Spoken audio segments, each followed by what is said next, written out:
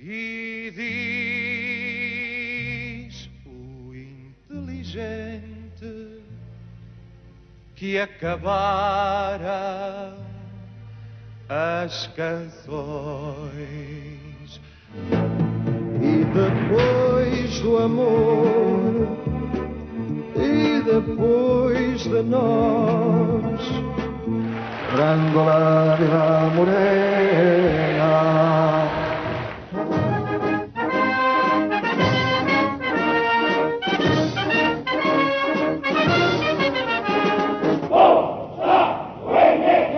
Uma gaivota voava, voava.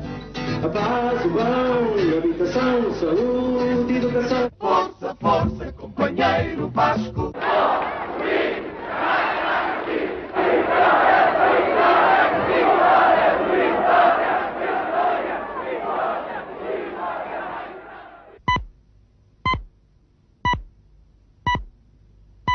Atenção, senhores espectadores. Muito boa tarde. A partir deste momento, o movimento das Forças Armadas controla totalmente a rede emissora da Rádio e Televisão Portuguesa. Na madrugada do dia 25 de abril, o movimento das Forças Armadas Portuguesas, no decurso de uma ação conjunta, estabeleceu o controle da situação política em todo o país, após ter ocupado diversos pontos estratégicos, nomeadamente os ministérios, estações de radiodifusão e radiotelevisão, aeroportos e fronteiras. O movimento, que está cumprindo com êxito a mais importante das missões cívicas dos últimos anos da nossa história, proclama à nação o seu propósito de a libertar de um regime que a oprime há longos anos e de levar a cabo, até à sua completa realização, um programa de salvação do país e de restituição das liberdades cívicas de que vem sendo privado.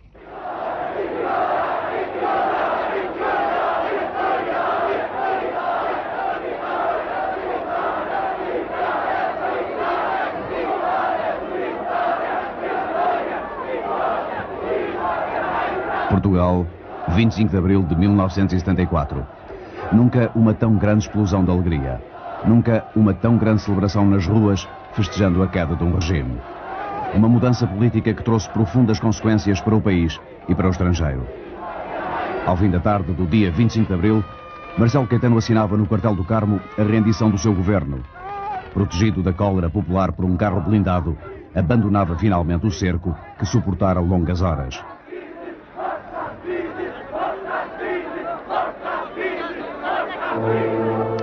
Quatro anos antes, no início da década, ele era o poderoso herdeiro do testemunho salazarista, quando o velho ditador recebia as últimas homenagens no Mosteiro dos Jerónimos. Foi o ponto de encontro de todos os dignitários do regime. Embora Salazar estivesse afastado do governo há 2 anos por doença, a sua morte simbolizava para eles o vazio, o medo do futuro. Ficaram politicamente órfãos, com um sistema obsoleto nas mãos.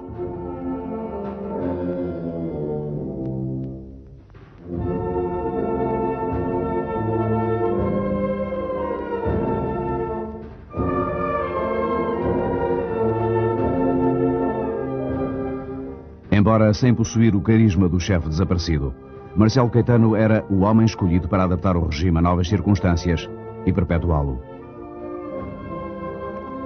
Desde há 2 anos vinha prometendo reformas e poderia agora pô-las em prática.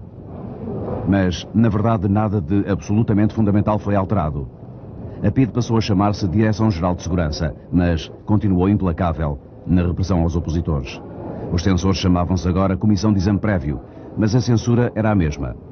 O partido do governo passou a chamar-se Ação Nacional Popular, mas continuava a ser o único partido permitido. E até a eleição do presidente, com sufrágio direto extinto por Salazar, depois do susto de Humberto Delgado, continuava a ser feita por um colégio eleitoral da confiança do governo. Deste modo, em 1972, Américo Tomás era o venerando-chefe do Estado, o primeiro magistrado da nação, pela 3ª vez consecutiva. O anúncio da candidatura do Sr. Almirante Américo Tomás para 3º mandato na Presidência da República foi recebido com inequívocas manifestações de júbilo em todas as parcelas do território nacional. Por esmagadora maioria, o Colégio Eleitoral, reunido na Sala das Sessões da Assembleia Nacional, confirmou a escolha ditada pelo sentir popular.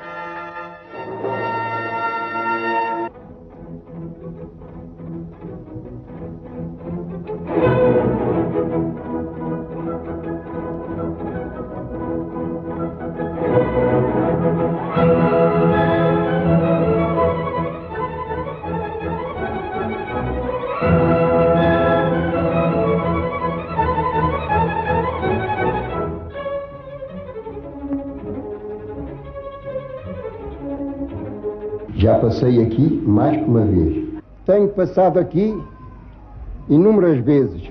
Estou quase a deixar esta terra, a que vim oficialmente pela segunda vez, com prazer não inferior àquele que me trouxe cá há 7 anos, 3 meses e 3 dias. Decorridos 5 anos, mais precisamente 5 anos e 1 dia, sobre a minha visita oficial a Santa Combadão, aqui estou de novo, voltei ao Porto. Mais uma vez, e na verdade já lhe perdi a conta. É duplo prazer para mim ser o primeiro aqui a vir aqui. Não vinha um chefe de Estado há 62 anos. 62 anos. Como vão longe. Mas recordo com saudade esse tempo, quando eu cursava o 4º ano do liceu. Esta terra não poderia ficar excluída da classificação que dou a todas elas. A todas, na recepção ao primeiro magistrado da nação, todas elas merecem 20 valores.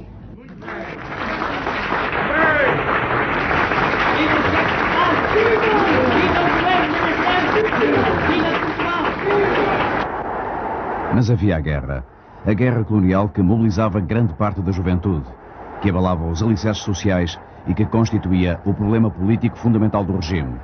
Tinha começado nos anos 60, mas no início desta década o ritmo de partidas no Cais de Alcântara era tão intenso como no princípio. Numa época em que as relações coloniais estavam em completa extinção, o governo português continuava teimosamente a manter uma luta quixotesca contra os movimentos nacionalistas de Angola, Guiné-Bissau e Moçambique.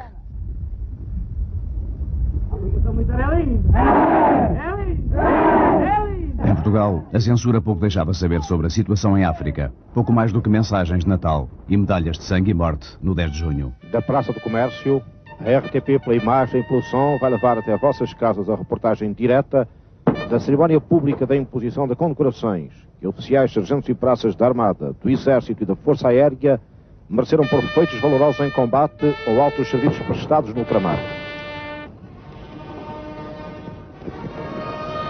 A Cruz da Guerra é símbolo de valor de heroicidade, é símbolo de uma juventude que em terras portuguesas do ultramar se tem afirmado digna dos seus maiores, viril, combativa, abnegada, consciente das razões que a levam a partilhar a defesa da Guiné, de Angola e de Moçambique. Alguns não estarão presentes senão em espírito. Deram a vida pela pátria, a dádiva maior do militar. Para eles vai neste momento um pensamento, o recolhimento de homenagem aos militares mortos em combate. Fala Ferreira Miliciano Simões para Penacola. Lisboa, Alcácer de São Militos, o Soldado Silva. A falar o soldado paraquedista 369, falo para seus pais, irmãos e futura noiva. Deus também ao de regresso. Adeus, até o meu regresso. Adeus, até o meu regresso. Atenção, Olivais Sul. Atenção, que aqui fala o Luís Alberto Borges Cabral. Desejo à minha querida irmã, cunhado e sobrinhos e esposa um Natal muito feliz, um ano novo cheio de prosperidades. Adeus até o grande dia. Com bandarilhas de esperança afugentamos a fera, estamos na praça da primavera. Nós vamos pegar o mundo pelos cornos da desgraça e fazermos da tristeza graça. Entra um cavaleiro da garupa do seu heroísmo, entra aquela música maluca do passo-doblismo, entra a aficionada e a caduca, mais o cenobismo e cismo. Entra um empresário empresários moralistas, entram frustrações, entram antiquários e fadistas e contradições, e entra muito dólar, muita gente que dá lucro aos milhões. E diz o inteligente que acabaram as canções. Lá vai a vai a vai ararapa, e a vai arará. E nesta praça da sua primavera, o regime debatia-se com a contestação externa e interna. Dizia o inteligente que acabavam as canções, isto é, Marcelo recuava na pretensa liberalização do regime. Marcelo Caetano era já um vencedor antecipado quando, em outubro, participava nas eleições legislativas. Liderava o único partido candidato, a Ação Nacional Popular.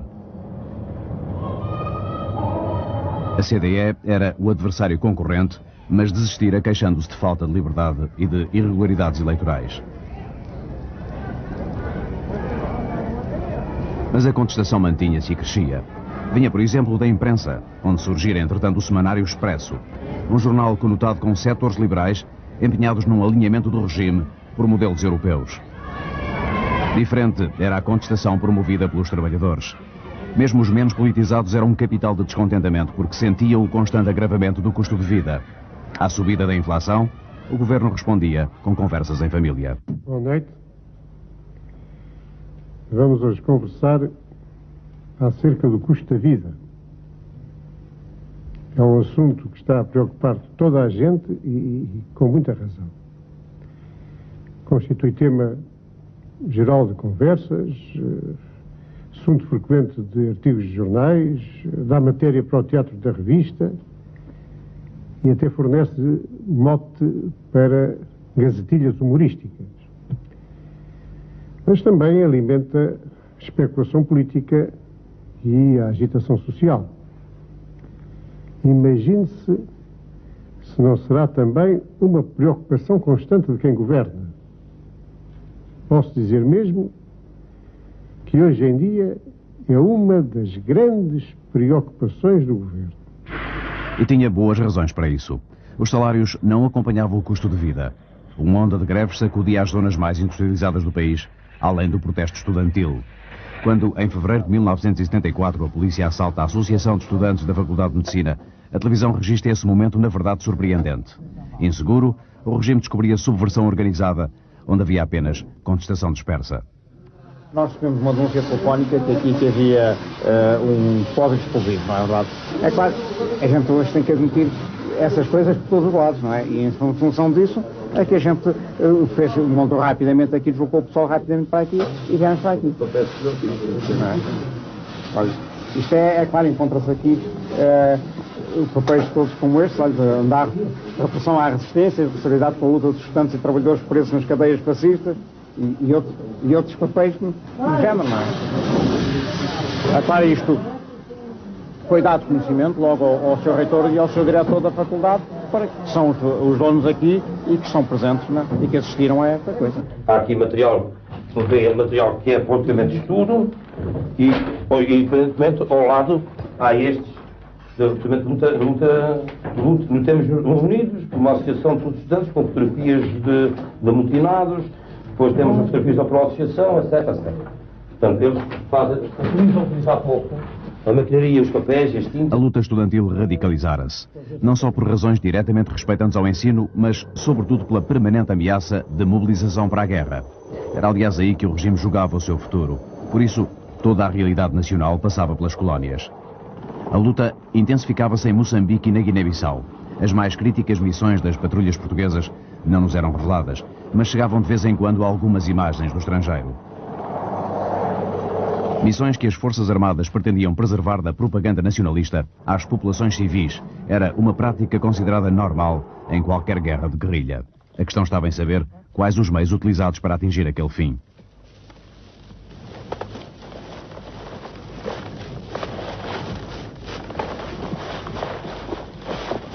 Em meados de 1973, desembarcava em Londres um padre católico inglês. Chamava-se Adrian Hastings e a de Moçambique levava consigo um importante relatório. A denúncia de que elementos do exército português teriam praticado massacres sobre populações civis moçambicanas. Segundo Hastings, o maior dos massacres teria ocorrido em Viriamu, aldeia próxima de Tete.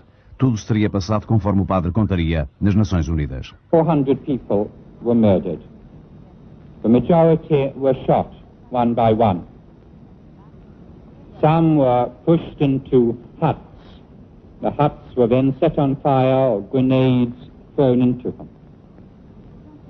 Many of the children were kicked to death, their heads used as footballs. Some were hacked to death. O governo português reduzia as alegações dos padres de Moçambique a meras campanhas movidas pelos inimigos políticos. Por seu lado, Pimentel dos Santos, o governador-geral de Moçambique, procurava dar uma imagem de segurança remetendo-se à filosofia tradicional do regime em relação às colónias. Governor, can I ask you, how long do you think the Portuguese will stay in Africa? Forever. Talvez Marcelo Caetano estivesse já convencido da verdade quando, pouco depois, desembarcava em Londres. O pretexto era o 6º centenário da Aliança Luso-Britânica, mas o que Marcelo Caetano buscava era o apoio do governo conservador inglês para a sua política colonial. Com o incidente, com a denúncia internacional do regime português, esta viagem tornava-se particularmente embaraçosa para as autoridades britânicas, confrontadas com permanentes manifestações de hostilidade a Marcelo Caetano.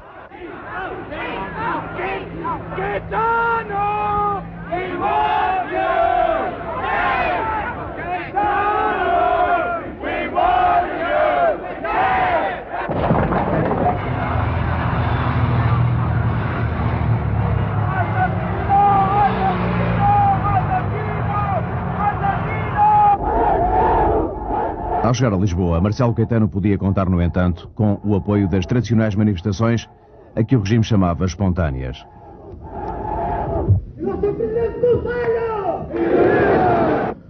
Longe da imaginação de muitos portugueses, informados à medida dos desejos do regime, operava-se um facto histórico. Depois deste texto ter sido aprovado por unanimidade, a primeira Assembleia Nacional da nossa história, exprimindo a vontade soberana do nosso povo, proclama solenemente o Estado da Guiné-Bissau. A independência unilateral da Guiné-Bissau foi imediatamente reconhecida por mais de metade do mundo e provava aquilo que o regime nunca admitira: zonas controladas pela guerrilha. Para Portugal, o isolamento era cada vez maior. Na Assembleia Geral da ONU, Rui Patrício fala para um auditório vazio. Ostensivamente, os delegados afro-asiáticos abandonaram a sala. The United Nations established a committee to study methods of combating terrorism.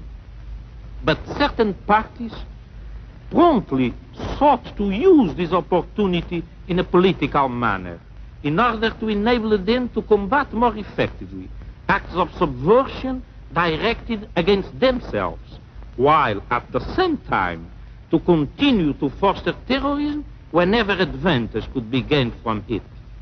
Under these circumstances, the possibility of attaining the objectives initially proposed by the committee was doomed from the outset.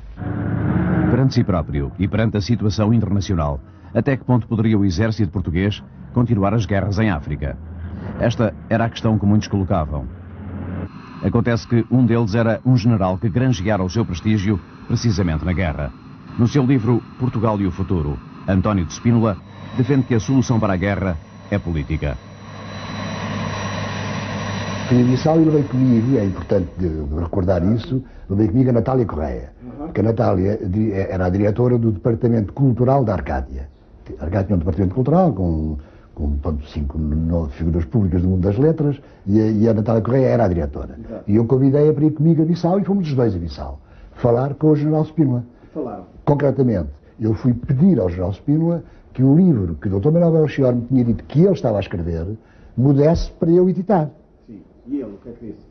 Não disse nem que sim, nem que não, mas que talvez. Um mês depois, 100.000 exemplares espalham esta tese por todo o país. A partir de 22 de fevereiro, data da primeira edição, esgotada em 3 semanas. É um certo histerismo que houve em relação... Repare, não há memória em Portugal, pelo menos, de 3.000 exemplares, seja do que for, desaparecer numa livraria só em 4 horas ou 5. Os anúncios foram publicados nos jornais, o cartaz também foi impresso e foi distribuído por livrarias.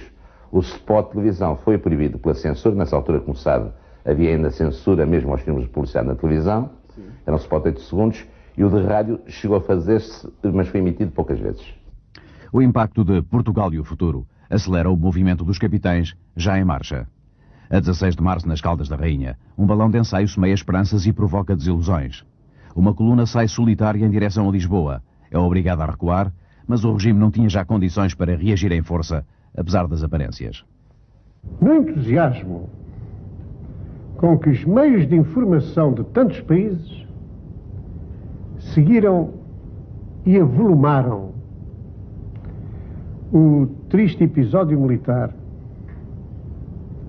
que a irreflexão e talvez a ingenuidade de alguns oficiais lamentavelmente produziu há poucos dias nas Caldas.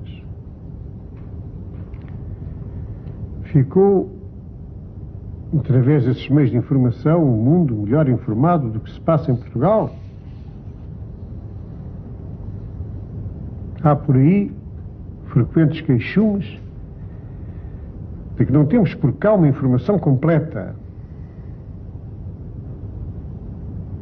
Nada, porém, do que de verdadeiro se passa e que ao público interessa, deixa de ser trazido ao conhecimento dele.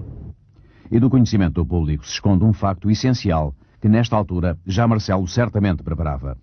O isolamento internacional do regime e a situação interna cada vez mais instável levava o chefe do governo ao desespero de tentar negociar a independência da Guiné. 3 dirigentes do PAIGC e um enviado oficial português encontram-se em Londres um mês antes do 25 de abril. Uma reunião, só agora, 20 anos depois, trazida a público. Quem me contou isto foi o Vítor Saúde-Neria, que foi, de resto, uma das pessoas que participou neste encontro, mas que me contou em termos muito vagos, e dizendo, e não lhe atribuindo uma grande importância, não é? Eu, na altura, percebi que podia ser qualquer coisa de interessante, mas não de excessivamente interessante, não de excessivamente importante. Talvez porque os resultados não foram, enfim, muito... Justamente porque sabia que, mesmo que tivesse havido alguma coisa, enfim, os resultados não tinham sido palpáveis, não é? Só mais tarde é que encontrei o Silvino da Luz, já aqui em Lisboa, no âmbito de um outro trabalho que eu estava a fazer, e ele é que me referiu também a mesma história, já com mais alguns pormenores, e então eu aí percebi que era de facto um facto completamente novo. A guerra contra a qual toda a oposição estava unida dividia afinal o regime, apesar da imagem de harmonia. Inventam-se tremendas oposições entre pessoas que mutuamente se respeitam e que de comum acordo atuam. Divisões internas, onde só reina a harmonia de vistas, conluios suspeitos em casos em que estão perfeitamente definidas as posições e assumidas as responsabilidades. Não fica informado o público quando escuta mentiras. Perguntei por mim, quis saber de nós, mas o mar não me traz tua voz. Terra da fraternidade, Grândola, Vila Morena.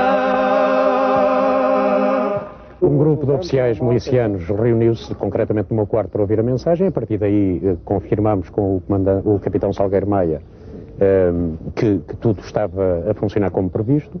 A partir daí reunimos, cada um dos responsáveis, reunimos os pelotões respectivos, os homens da unidade, os soldados, dando-lhes a indicação de que o que se estava a passar, o que se pretendia fazer, algo, digamos, oposto àquilo que tinha acontecido. Reação. Qual é a primeira reação? A primeira reação numa unidade em que as pessoas se sentiam humilhadas na própria cidade de Santarém, por terem, no 16 de março, tomado uma posição aparentemente contra os golpistas, se assim podemos dizer, naturalmente foi de grande alegria e as pessoas sentiam agora é que é.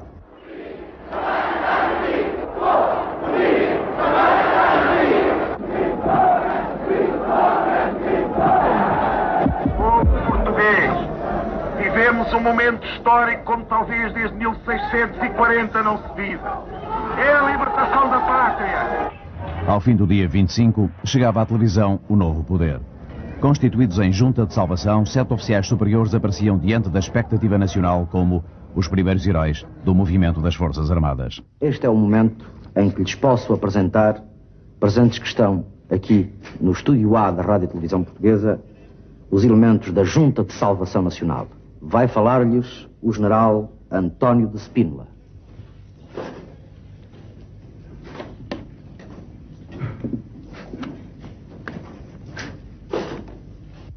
Proclamação da Junta de Salvação Nacional.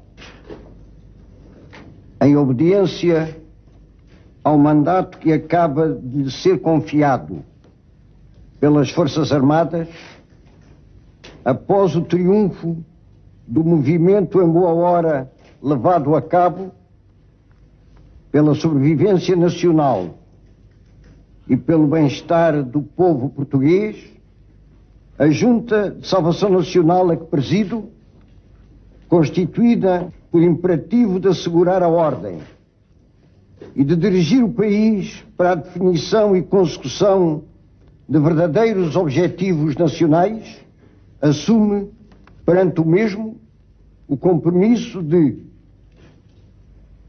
garantir a sobrevivência da nação como pátria soberana no seu todo pluricontinental. Uma proclamação que não correspondia a todas as expectativas. A Junta de Salvação Nacional dividia-se entre libertar ou não os presos acusados de crimes de sangue. Por este impasse, o 25 de abril dos presos políticos foi só a 26. Oh, meu amigo, pá. Viva, pá. Então, oh, pá, sempre, porra, fixe aqui, pá. Firme sempre.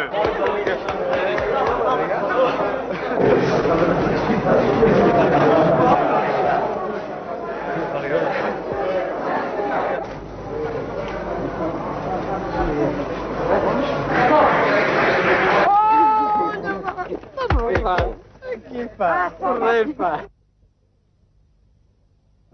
Foi uma festa, pronto. Foi uma festa. Há quanto tempo é que estava preso? Nessa altura, há 5 meses. E depois lá? Qual foi o tratamento que A primeira coisa que me fizeram foi bater-me. Antes de qualquer espécie de diálogo ou conversa, pronto, fizeram uma cena de tacada, quer dizer, com não sei quantos seriam, mas uns 5. Uma brigada de 5 agentes. E pronto, bateram-me e depois mandaram-me mandaram-me dormir. E assim começou essa cena. E durante esses 5 meses foi mais vezes? Não, estive cerca... sim. Depois estive sujeito à tortura do sono, sob interrogatórios, não me deixavam dormir. Levei 6 dias de porrada, 2 dias das estátuas e 1 dia de olhar na luz com as mãos cruzadas atrás. A ditadura tinha feito presos dentro e fora do país. Uns deixavam as cadeias, outros regressavam do exílio. Os 2 mais carismáticos eram aguardados por centenas de pessoas. Nas ruas, a euforia popular escapava ao controle do novo poder. E mais do que isso, a raiva dirigia-se impetuosamente contra os sinais do salazarismo. Contra a PIDE, antes do mais. Inseguros, os agentes da antiga segurança representam os restos de um regime derrubado. E é assim que são olhados e perseguidos. Está bem, então põe esse direito. Está bem, você está a tremer por todos os lados já, homem. Eu prendi ontem 3. Ontem prendi o Alvarez, cá embaixo no Castro Dré. Passar por PIDE foi, a certa altura, um receio que atormentou muita gente. Centenas de pessoas pagaram até os custos de uma publicidade equívoca para desfazerem acusações em originalíssimos anúncios de imprensa.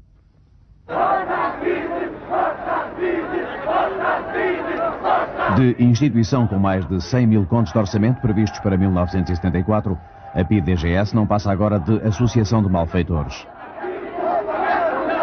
Correndo à frente de mandatos de captura, os seus servidores dificilmente escapavam ao crivo da ira popular.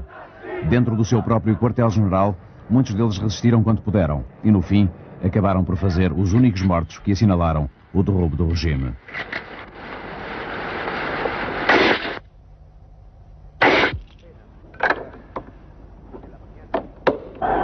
Começa o tiroteio na rua António Maria Cardoso.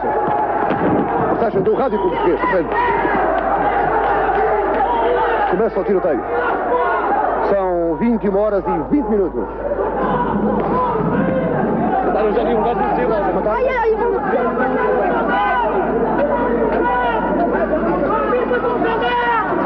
como?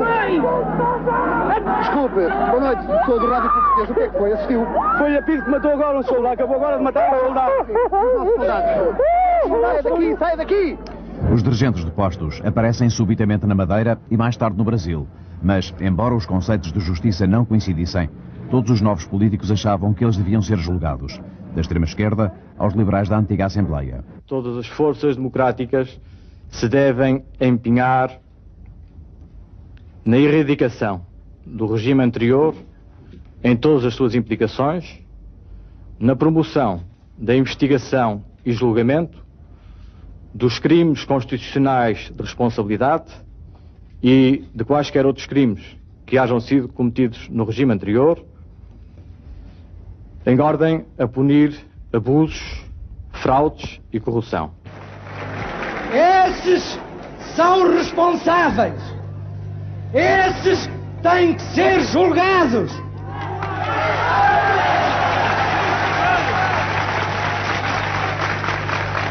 Não por um tribunal plenário. Nós não somos desses. Têm que ser julgados por um tribunal comum e com todas as garantias de defesa. Neste tom elevado, o 1º de maio lança nas ruas do país 1 milhão de pessoas. Uma explosão que enche um dia não comemorado legalmente há 40 anos. O 1º de maio voltava a ser feriado nacional.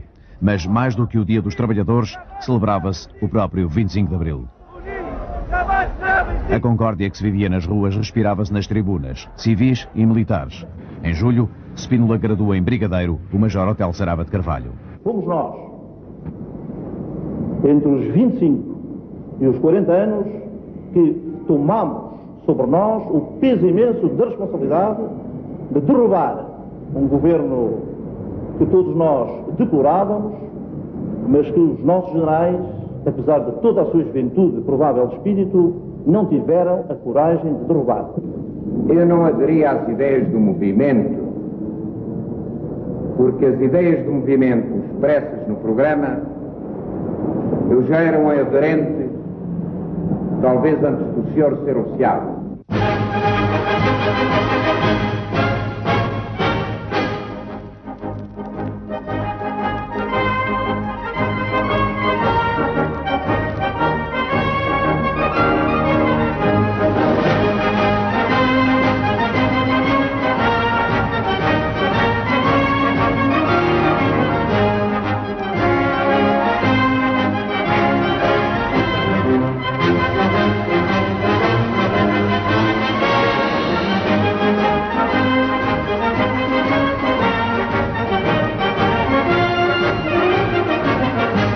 A Junta de Salvação Nacional era corredor de passagem para as mais variadas pessoas dos mais variados setores políticos e sociais. Enquanto preparava o primeiro governo provisório, a Junta era uma caixa postal onde caíam queixas individuais e coletivas enviadas de todo o país. Entretanto, milhares de trabalhadores tomam sindicatos controlados pelo governo. Se nós viemos aqui ávidos das vossas novidades, acho que também nós tínhamos que vos dizer as nossas novidades. Eu penso, aqui no sindicato também se passou-se um pouco uma situação idêntica, isto é, ontem foi criada uma comissão que vai preparar eleições efetivamente livres, representativas e não... Exato. Não ao regime concordatário de insublimidade do casamento católico!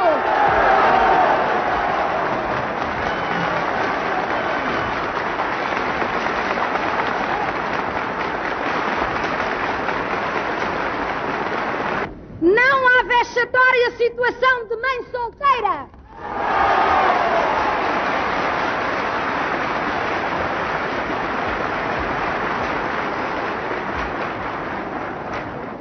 E não ao ferrete estigmatizado do filho ilegítimo! Mas nem só de assembleias e plenários se viveu então. Outras tintas ajudaram a pintar o quadro real. Muita gente tentava recuperar o que não tivera durante décadas cuidadosamente censuradas. Vieram os filmes até então proibidos. A muitos era colado o rótulo de eventualmente chocante. E dentre estes, havia um que desde há um ano causava sensação no estrangeiro. O Último Tango em Paris provocava filas nos cinemas, onde havia também ávidos espanhóis disfarçados de turistas. E o que é que a motiva a vir ver este filme? Simples curiosidade. Simples curiosidade. Não foi a crítica dos jornais, não foi os anúncios? Não tive ocasião. Não Há muito que eu conhecia o filme de nome. Sabia que estava proibido, portanto, isso é um atrativo especial. Tem cenas chocantes e, portanto, talvez não sirva para todos, não sei. Para mim serve que sou homem.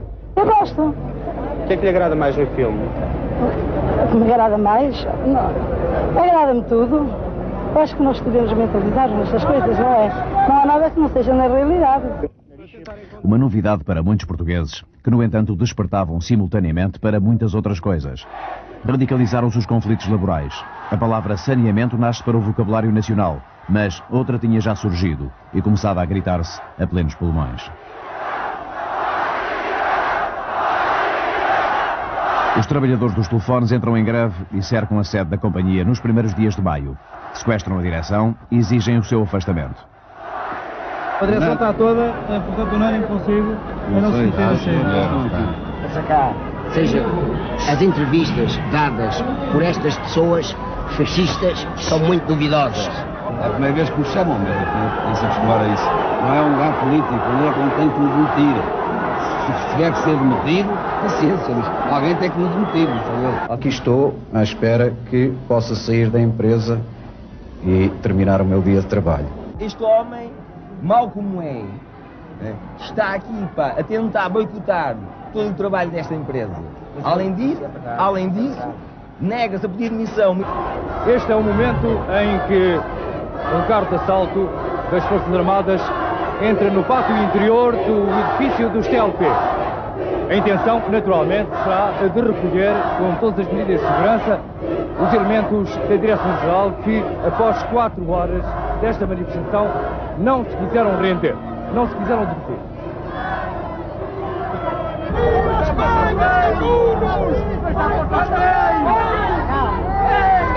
Menos de um mês depois do 25 de Abril, Calvão de Melo, membro da Junta de Salvação Nacional, vai à televisão ler uma carta de um português que, diz o general, poderia ser subscrita por todos os portugueses autênticos. Não represento ninguém senão eu próprio. Mas passadas 4 semanas sobre o 25 de Abril, começo a perguntar e não obtenho resposta se isto será a liberdade que o povo português sonhava. Isto que é libertarem-se terroristas sem pátria e transformá-los em heróis nacionais. Isto que é permitir-se e fomentar-se a caça ao homem, o insulto gratuito, as ofensas corporais, o saque de casas.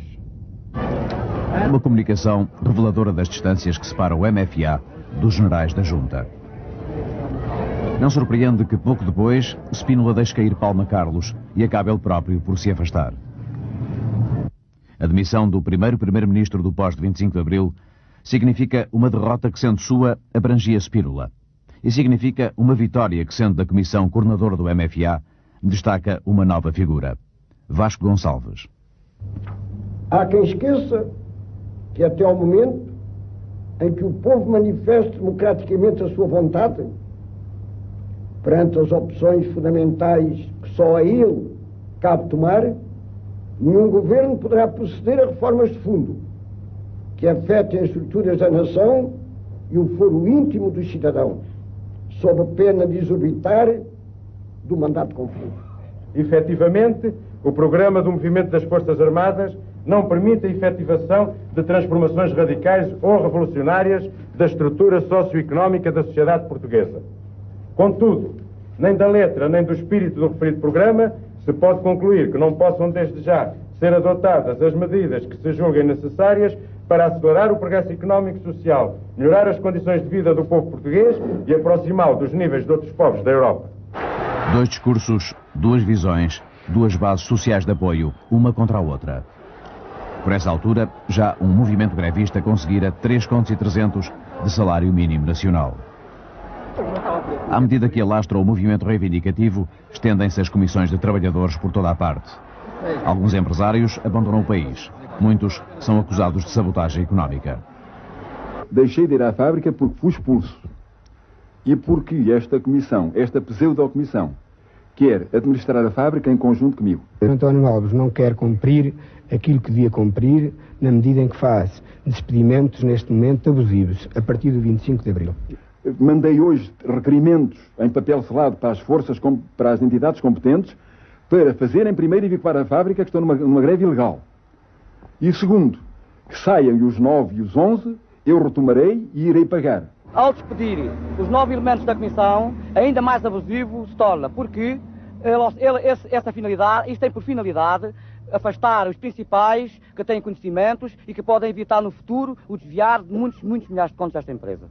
É bom denunciar ao país que alguns homens de responsabilidade na vida pública presente no país têm advogado a teoria da terra queimada.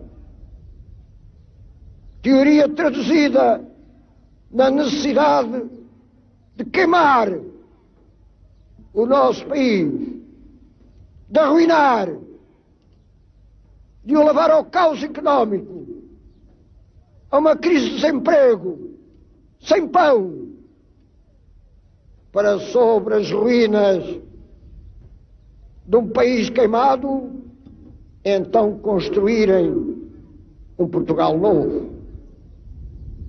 Portugal construído na argamassa formada pela nossa carne e pelo nosso sangue. Esses não são portugueses. Esses são traidores ao povo. A maioria silenciosa do povo português terá, pois, de despertar e de se defender ativamente dos totalitarismos extremistas que se degladiam na sombra. Apelando para a maioria silenciosa, Spínola lançara uma bola de neve que a história política portuguesa destes anos ligará a factos nunca completamente esclarecidos.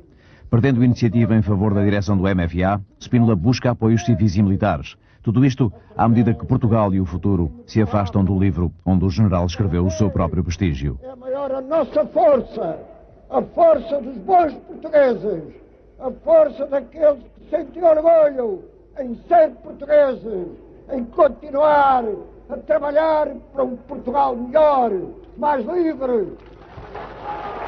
Por iniciativa do Partido Liberal, a maioria silenciosa esboça-se num cartaz.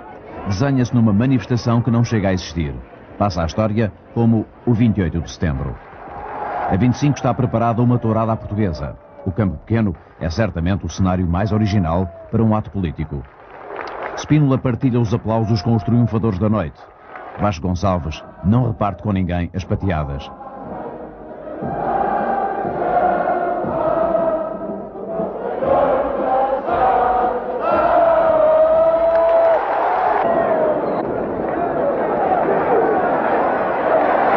Fora da arena, é em batalha campal que se discute quem apoia o MFA, identificado no Primeiro-Ministro, quem apoia a maioria silenciosa, convocada pelo Presidente da República.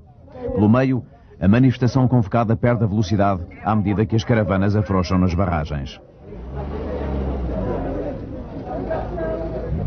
O prestígio político de Spínola fora dizimado. O general que recebera de Marcelo e para que não caísse na rua o poder, estava numa situação insustentável. Inibe-me de trair o povo a que pertenço e para o qual, sob a bandeira de uma falsa liberdade, se estão preparando novas formas de escravidão. Tenho dedicado toda a minha vida ao serviço da pátria e não desejo que fique a pesar-me na consciência haver alguma vez traído os meus concidadãos. Nestas condições e perante a total impossibilidade de no atual clima se construir uma democracia autêntica ao serviço da paz e do progresso do país, renuncio ao cargo de Presidente da República. Nós não queremos a guerra civil entre os portugueses. nós defendemos os verdadeiros interesses do povo português, que estão traduzidos no programa que nós elaboramos e no programa que pretendemos levar ao fim e que levaremos ao fim contra tudo e contra todos. Costa Gomes era agora o presidente. Substituía Spínola, cujo desaparecimento da cena política provocara também o apagamento de alguns partidos identificados com setores mais à direita. Enquanto isso, a corrente agora dominante no MFA intensifica as campanhas de dinamização cultural. Mas as pessoas, eu acho que a maioria não percebe. Eu gostava era que explicassem às pessoas o que é realmente um latifúndio. Ora, o que é um latifúndio? Pois uma pergunta que na verdade se insere na política atual que vivemos. Mas antes disso há outra coisa. Antes disso há a presença de uma mulher de Grândola que veio para a frente fazer uma pergunta. Uma mulher que se libertou dos complexos que ainda afligem grande número das mulheres portuguesas. Pois é isto na realidade que nós temos que fazer ainda acima de tudo. É fazer com que o homem e a mulher portuguesa se unam numa só pessoa. Porque eles não são diferentes, eles completam-se. O homem não pode viver sem a mulher, assim como a mulher não pode viver sem o homem. Portanto, nós temos que, na realidade, nós homens, temos que deixar o nosso machismo para trás e temos que ver na mulher uma companheira que nos vai auxiliar em toda a nossa vida.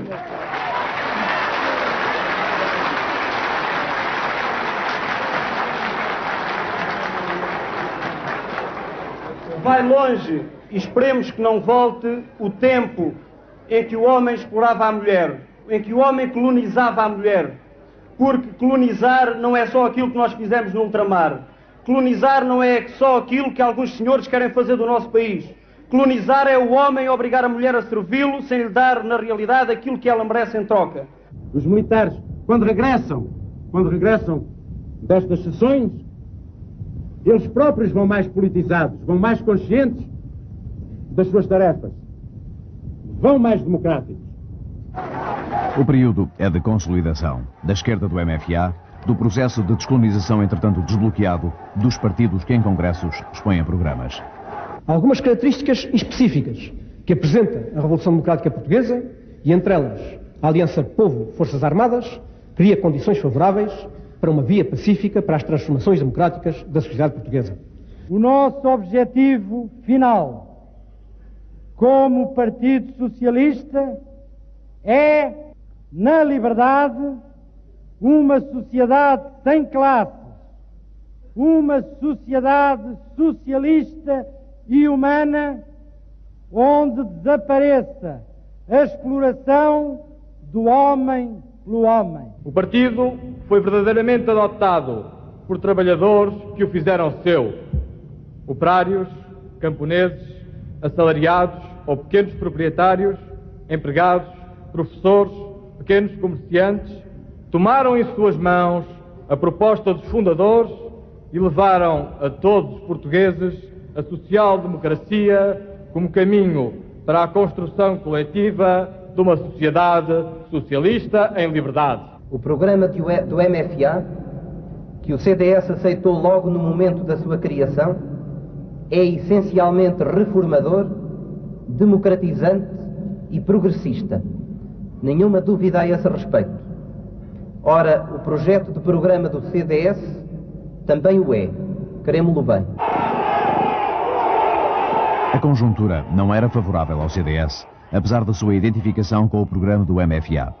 Algumas iniciativas eram-lhe boicotadas ou perturbadas, como aconteceu no seu primeiro congresso, realizado no Porto.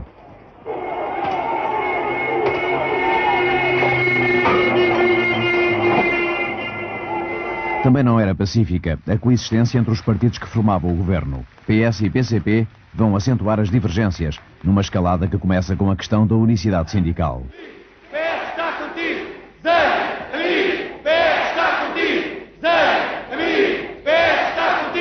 Logo que o projeto é discutido no governo, o Partido Socialista viu nele a primeira pedra de um edifício leninista. Contra ele mobilizou um comício de protesto no Pavilhão dos Desportos, onde o então número 2 do PS foi a figura da noite. Esse projeto de decreto-lei espantou-me, porque nele impõe-se não só uma confederação sindical única, como se impõe um sindicato único, como se impõe todo um complexo de disposições que são de verdadeiro maniatamento da classe operária. Os trabalhadores vencerão! trabalhadores vencerão! Trabalhadores! E aqui ficou traçada uma linha que nos meses seguintes marcaria a luta pelo poder. Trabalhadores vencerão! Seja qual for a opção do Partido Comunista Português, nós não nos deixaremos satelizar, nós defenderemos a liberdade, como a defendemos no tempo do fascismo. A resistência do PS não foi suficiente para evitar a aprovação da unicidade, defendida pela Intersindical, pelo PCP e por outras forças de esquerda, que nas ruas invocam o MFA. Intersindical! Intersindical! A agitação cresce e não é apenas social. À medida que o poder político do MFA aumenta, acentuam-se as divisões nos quartéis, até à ruptura. 11 de março, uma data ainda não totalmente esclarecida. As mais lançadas por Noratlas, não é? E eu não sei, pá. Atacar o RAL 1, não é? Atacar o RAL 1, pá, antes disso fomos bombardeados pela Força Aérea. Não é fogo! Ninguém é fogo, é? Ninguém é fogo, é o fora, deixa-me estar quietinho. Estamos agora a dar imagens desta progressão de paraquedistas que estão precisamente ali debaixo daquele edifício, por trás do edifício. Daqui deste lado são forças do COPCOM. O tenente, vemos agora ali, daquele lado, forças do COPCOM, aqui ao lado deste edifício. Entretanto, o tenente que está aqui a comandar a força diz: ninguém dispara. Os paras ficam parados onde estão. Portanto, estamos precisamente no teatro das operações. De um lado as forças do COPCOM, do RAL 1, os paras do outro lado.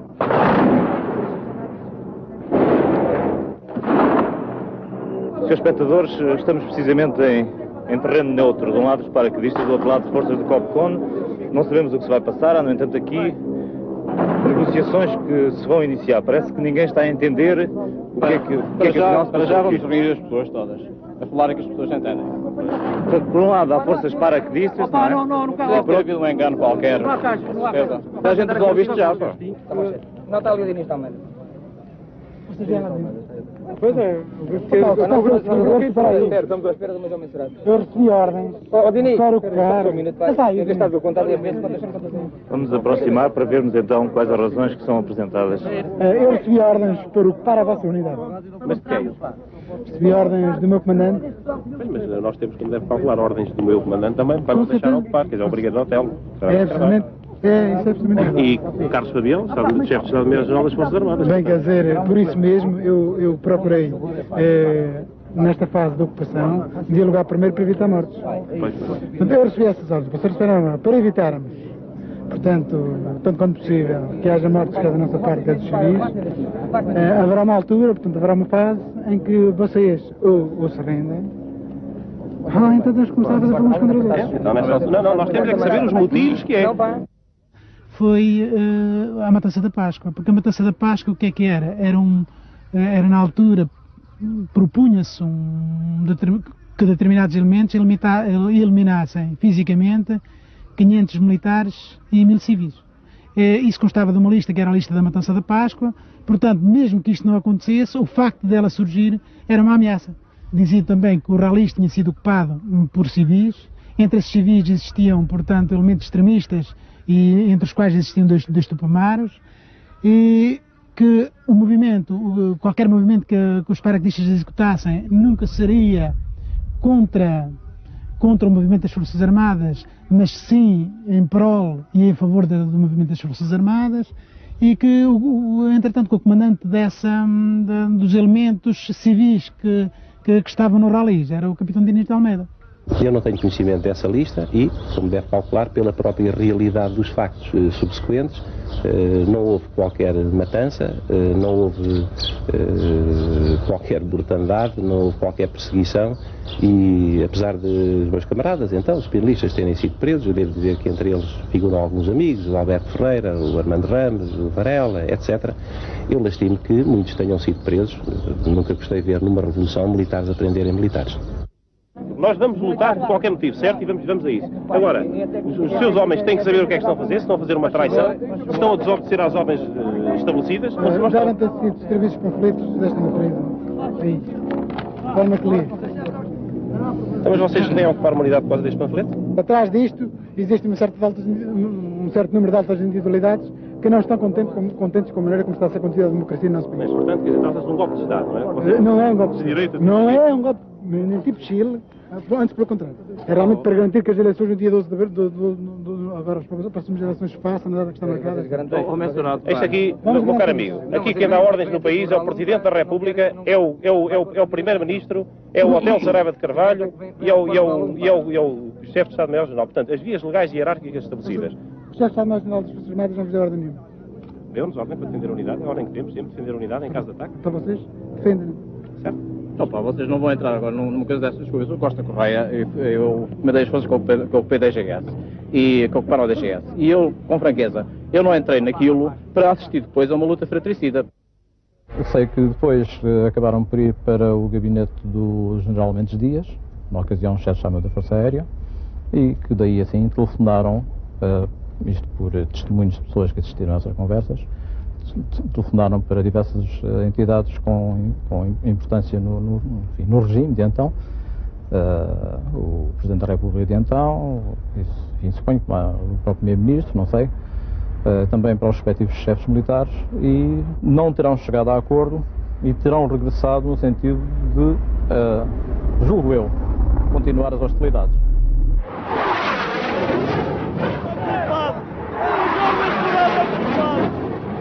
Não viemos fazer mal a ninguém. Viemos comandados sem nos explicar uma causa justa.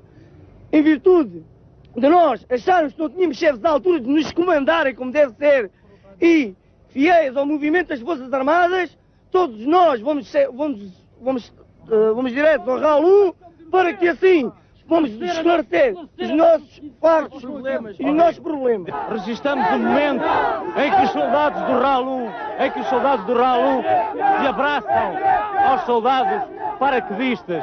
Este é um momento que ainda há pouco, há 5 minutos, não poderíamos pensar possível.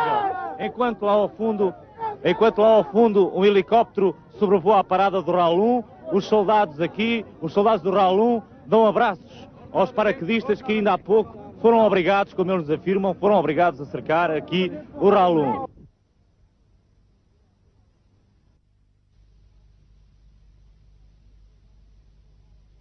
Os soldados do RAL 1 dão abraços aos paraquedistas que ainda há pouco foram obrigados, como eles nos afirmam, foram obrigados a cercar aqui o RAL 1. Mais uma aventura reacionária foi posta em marcha.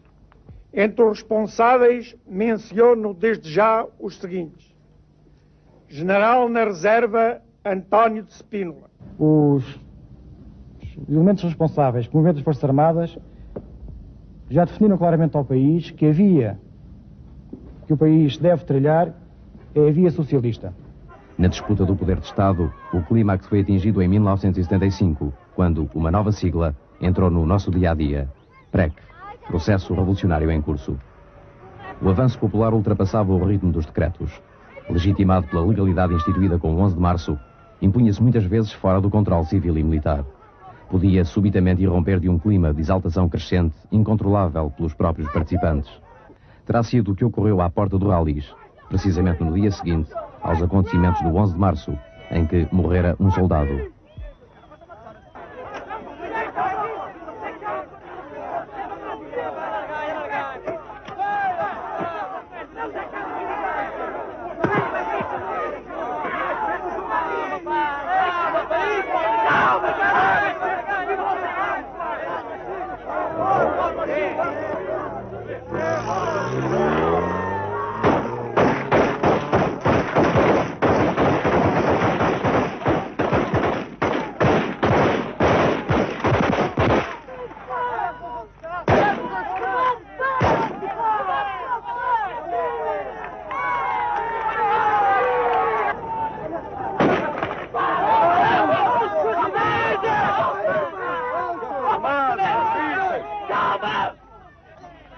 Este filme correu as televisões de uma Europa cada vez mais atenta ao processo português, que vertiginosamente parecia avançar para o outro lado das expectativas mais radicais. Deixa eu não fazer mal a ninguém. Vai, calma, aqui para fora. Para evitar chatices, pá, estás a ver? É que esse homem daqui para fora, pá. Faz favor, faz favor.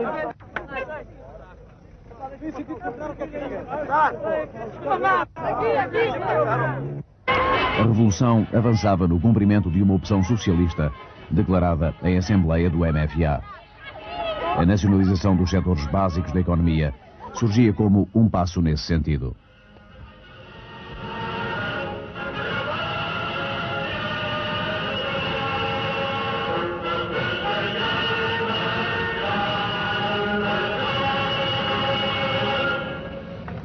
À banca seguiu-se a nacionalização dos seguros, das empresas de eletricidade, das transportadoras, das companhias petrolíferas. A nacionalização sem a participação dos trabalhadores nos objetivos a atingir a sociedade socialista, ela não passará de uma simples mudança de capital. Viva a unidade da classe trabalhadora! Viva! Viva a classe operária! Viva! Viva o socialismo! Viva! Não havia consenso à volta do caminho que o 11 de março abrira, nem entre os partidos, nem dentro do real detentor do poder, o Conselho da Revolução. As eleições para a Constituinte vinham precisamente pôr o dedo nessa ferida nunca cicatrizada. Para uns, incompatíveis com o momento histórico, para outros, maioritários, uma promessa a cumprir, as eleições acabariam por realizar-se. Ficou porém assente que pouco mais significariam do que uma mera consulta ao eleitorado. Traduzia-se nesta ideia o pacto em que, a troco da realização de eleições, os partidos aceitavam a futura intervenção do MFA em todas as estruturas do poder. Nós não poderíamos, repito, ir perder por via eleitoral aquilo que tanto tem custado a ganhar ao povo português. Não sendo inesperados, os resultados eleitorais forneceram, no entanto, números para as mais variadas contas. Com quase 38% dos votos, ganhara o PS, partido que ideologicamente estava mais próximo do PPD, segundo lugar, do que do PCP, terceira posição. Ao nível do MFA triunfou, no entanto, a tese daqueles que, ao contarem os votos de partidos incompatíveis entre si, concluíam por uma ampla vitória do socialismo. Contas falíveis, como fica demonstrado numa prova dos 9, tirada poucos dias depois. Hoje, quando daqui vos sairdes e vos separardes desta admirável comunhão, pensem bem com as vossas famílias, com as vossas mulheres, com os vossos filhos, o que temos nós a fazer pela nossa pátria. Depois de convocar uma manifestação separada para comemorar o Dia dos Trabalhadores, o PS viria a ser impedido de entrar na tribuna do estádio 1º de Maio, onde estavam representados o PCP e outros partidos. Camaradas do nosso movimento. O verão quente começava em maio. Precisamente no cenário onde, um ano antes, se julgava ter começado uma primavera eterna. As paixões e os ódios, o humor também, não é, no entanto, apenas nas manifestações que vão passar a exprimir-se. Fazem correr muita tinta que nos vai acompanhar dia a dia nas paredes das casas que habitamos. Por esta nova imagem, é possível fazer uma espécie de história superficial do país desses anos. Ocupações de casas, de terras, de fábricas, em processos mais ou menos exaltados. Vá para a rua! Sapeira de merda!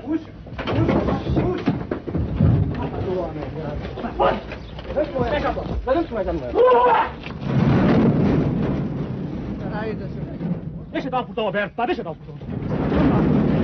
O senhor anda há 8 dias a vir aqui provocar os trabalhadores e isso tem que acabar. Os trabalhadores decidiram, o senhor respeita a vontade dos trabalhadores. Os trabalhadores querem continuar com a firma a funcionar e o senhor não quer deixar, vem aqui provocar os trabalhadores, quer que os trabalhadores o provoquem, mas os trabalhadores não querem isso. Os trabalhadores querem que o senhor vá para a rua e que continue com o seu processo de saneamento e depois lhe dar conhecimento do que for decidido. É isso que nós queremos. E que respeite a vontade dos trabalhadores. Até aqui não há ninguém oficial a representar esta firma. O único representante desta firma sou eu. Até aqui, oficialmente, o senhor não é. O senhor não é. Falar ou falo, se não deixares eu não falo. Então, tem a palavra, faz favor. Bom, até aqui o único representante oficial desta firma, legal, reconhecido pelo Estado, foi o meu irmão, é o meu irmão. O meu irmão passou uma procuração e neste momento sou eu. E a prova evidente de que sou eu é que não houve organismo nenhum do Estado que aqui viesse dizer-me para eu sair. Aliás, quando aqui esteve a tropa não me deixou entrar e eu não entrei. Olha, uma pergunta. Também foi o Estado também reconheceu o seu irmão para estar a desviar os fundos para o estrangeiro, a levar os milhares de pontos que está a levar. O Estado não são afirmações gratuitas, são afirmações, por isso é que a Polícia Judiciária o prendeu. Porque a Polícia Judiciária não prende o seu irmão sem motivo para isso, está a compreender? A Polícia Judiciária não prende o seu irmão sem motivo para isso. E quando a Comissão de Trabalhadores tentou, por vias legais e por vias normais, levar a firma a cima, porque é que o seu irmão se negou, porque é que o seu irmão boicotou sempre a Comissão de Trabalhadores, porque é que o seu irmão boicotou sempre os delegados sindicais. Sempre e sempre. Olha, eu nem devo, nem tenho nada, Bem, mas por acaso berro com voz trabalhador, mas o senhor berra com voz fascista. A imagem do empresário acusado de repressão ou corrupção corresponde nos campos a do agrário acusado de absentismo e de exploração. Cheguei a trabalhar 15 a 16 horas por dia, entre dia e noite, e a ganhar 15 a 16 mil-réis no tempo da escravidão. E por isso me trouxeram este local que fui obrigado, eu, mais os meus colegas, a ocupar esta herdade, que estava desprezada completamente. Numa situação política que lhes é favorável, muitos trabalhadores rurais decidem, depois do 11 de março, avançar na ocupação de terras. Não há patrões somos nós todos. Manageiros somos nós todos. Temos que olhar para a gente nós, todos. Nem é que ele está à espera que eu trabalhe muito, nem eu estou à espera que eu trabalhe, os outros trabalhem pouco, e quer dizer, trabalhamos todos juntos para que a coisa dê rendimento. A terra a quem a trabalha é uma palavra de ordem lançada para pressionar a saída de uma lei agrária. Sem lei, é contra a vontade dos partidos, mas com a complacência das Forças Armadas, que muitos camponeses iniciam a criação de cooperativas. Foi tomada por... A gente ouvíamos dizer por bocas por fora. Andam-se a tirar isto do Monte Branco. Andam-se a tirar aquilo do Monte Branco.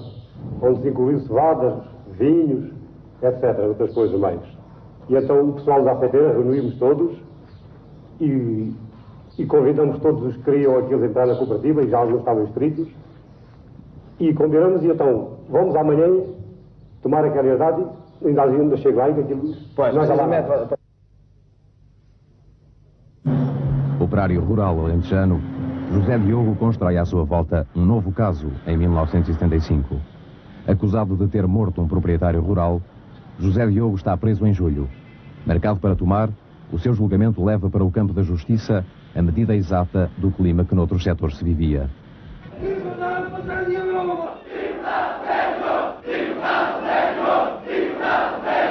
O tribunal foi-se reunir e dentro de minutos vem novamente à sala para dar uma decisão sobre aquilo que foi requerido, ou seja, sobre a libertação de José Diogo. Centenas de pessoas deslocaram-se ao Tribunal do Tomar para participarem e pressionarem o Tribunal no sentido da libertação de José Diogo.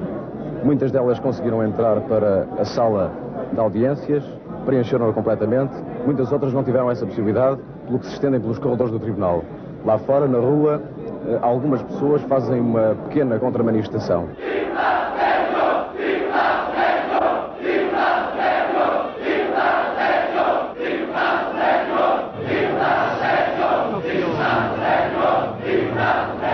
Segundo comunicação do Sr. Dr. Delegado, o Sr. Dr. Delegado acaba de informar que o Sr. José Diogo está na prisão de Leiria, mas que não foi transferido para aqui e que ignora a razão por que não foi.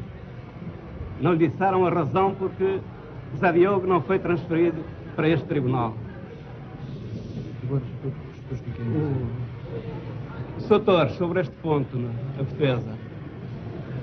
Em face desta informação, a defesa reafirma o teor do requerimento que formulou no início desta sessão de julgamento, pedindo a libertação e a liberdade para o José Diogo nos termos legais invocados. Assim faz um bocado de impressão, não é? Entramos aqui pelos voltas. Uma vez que decorreram quase 2 horas sobre a designada para o início da audiência do julgamento, sem qualquer comunicação sobre as razões da falta do réu, e sendo obrigatória e necessária a presença do réu para o seu julgamento. Nesse sentido, o Tribunal liberta-o condicionalmente com a prestação de 50 contos. Apelidaram os juízes de gatunos, como se os 50 contos se revertessem para os juízes e não fossem só uma mera garantia de que o réu não se ausentaria até à altura do novo julgamento. Posteriormente, os advogados vieram ter com o coletivo solicitar para fazer um julgamento popular a título póstumo do latifundiário columbano. Nessa altura fui eu, inclusivamente, que chamei a atenção desses mesmos advogados de que a sala de audiência seria pequena para isso e que haveria o perigo de, levados pela psicologia própria da multidão, poderem destruir a própria sala de audiências e depois havia que reconstruir, e tudo isso era evitável se eles viessem fazer esse juízo popular, esse julgamento popular para o átrio. A sentença: condenar postumamente o latifundiário columbano Libano Monteiro pela opressão e exploração sobre o povo de Castro Verde e considerá-lo inimigo do povo alentejano. Considerar que José Diogo não cometeu nenhum crime. Este processo ilustra bem o estado de ruptura a que se chegou no nosso país no que diz respeito ao velho aparelho de Estado e, nomeadamente, ao velho aparelho judicial. O velho aparelho de Estado é, neste momento, uma entrave à revolução. É, neste momento, uma entrave ao avanço da revolução. Enganámos mas enganámos alegremente e enganámos do que me diz respeito, sem nenhum remorso, porque isso permitiu de qualquer modo tocar na ferida da justiça que herdámos do antigo regime, e estou certo que muitas das reflexões então feitas passaram para a Constituição antes de mais. Por exemplo, a impossibilidade, a ilegitimidade de desaforar um processo ad eterno, hoje consagrada na Constituição como um direito fundamental. É um direito fundamental que um processo seja julgado no tribunal que determina a competência de um foro segundo uma lei anterior, e não se pode desaforar um processo de qualquer modo, porque isso é uma medida de exceção. Por exemplo, o júri, por exemplo, a renovação da magistratura judicial a que se assistiu e de que o atual Ministro da Justiça é um belíssimo exemplo, do trabalho do atual Ministro da Justiça no Centro de Estudos Judiciários. Tudo isso ficou, a separação do Ministério Público, da magistratura do Ministério Público e da magistratura da Justiça, tudo isso ficou desse período, e é isso que é importante hoje ver. A bateria de instrução, braço direito em direção à bandeira. Nós, soldados, juramos ser fiéis à pátria e lutar. À medida que a política saía dos gabinetes, o enquadramento civil dos militares fazia-se ao som cantado de diferentes palavras de ordem.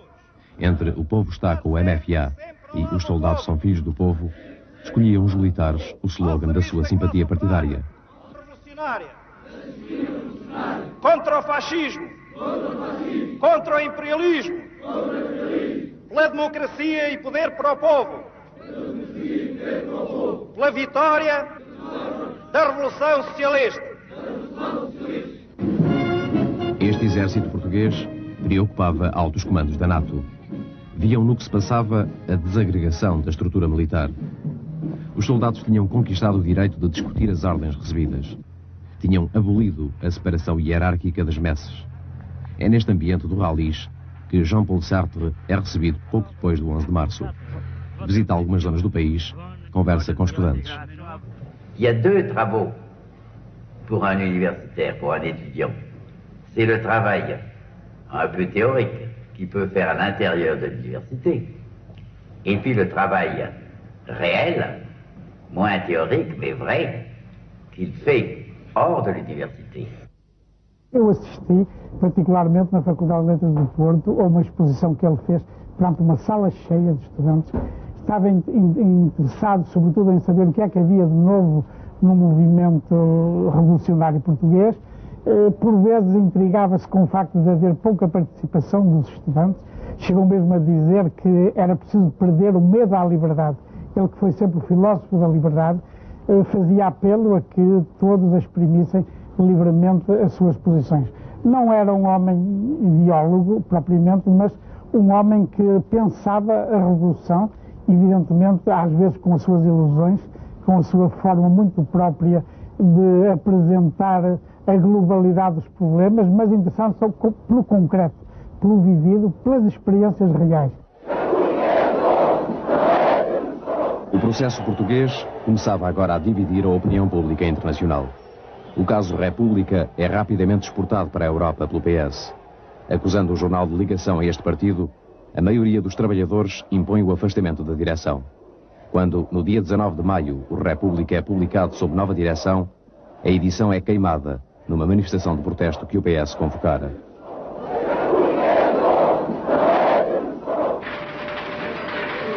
O PS responsabiliza o PC pelo que se passa no jornal.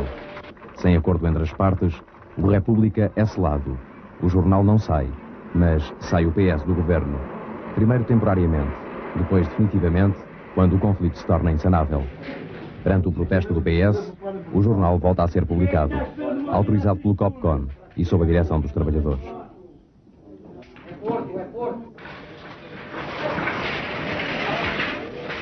Iniciada no terreno da liberdade de informação, a luta do PS por República transformou-se numa batalha disputada em todos os terrenos políticos. No Governo e no Conselho da Revolução, Vasco Gonçalves defende a restituição do jornal ao PS. É derrotado, tal como quando defende a entrega da Rádio Renascença à Igreja. Ocupada pelos trabalhadores, a emissora católica fugia totalmente ao controle do patriarcado. E é à porta desta instituição que, em 19 de junho, se encontram as duas posições contrárias. Manifestação contra o patriarcado, contra a manifestação a favor. Cercados toda a noite no interior do episcopado, os adeptos da Igreja viriam a ser evacuados pelos militares. Peça de uma rivalidade que se acentua, a luta pela Rádio Renascença vai radicalizar outras zonas do país. No norte, é preparada uma homenagem ao bispo da Diocese de Braga.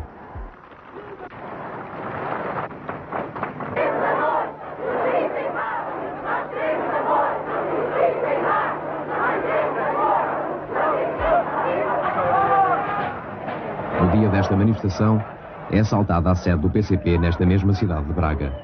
Uma ação que tinha um antecedente. Dias antes, o centro de trabalho do mesmo partido fora igualmente atacado em Rio Maior. É apenas o início de uma série de ações anticomunistas que levam à destruição, saque e incêndio de partidos de esquerda em várias zonas do país. Casos, por exemplo, de Braga e Famalicão.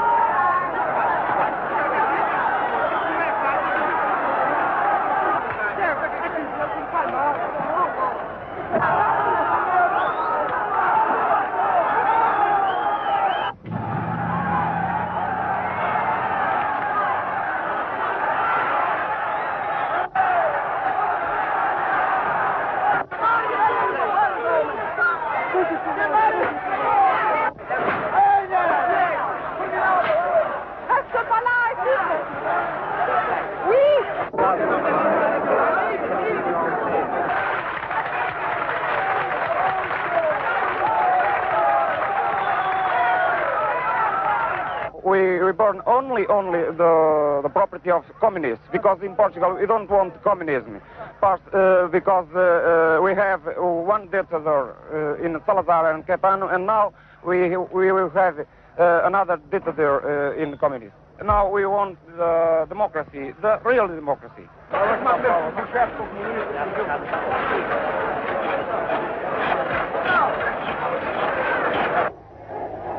Ao assumir a condução da luta contra o PCP no plano político, o PS contestava igualmente tudo o que pudesse identificar-se com a figura de Vasco Gonçalves.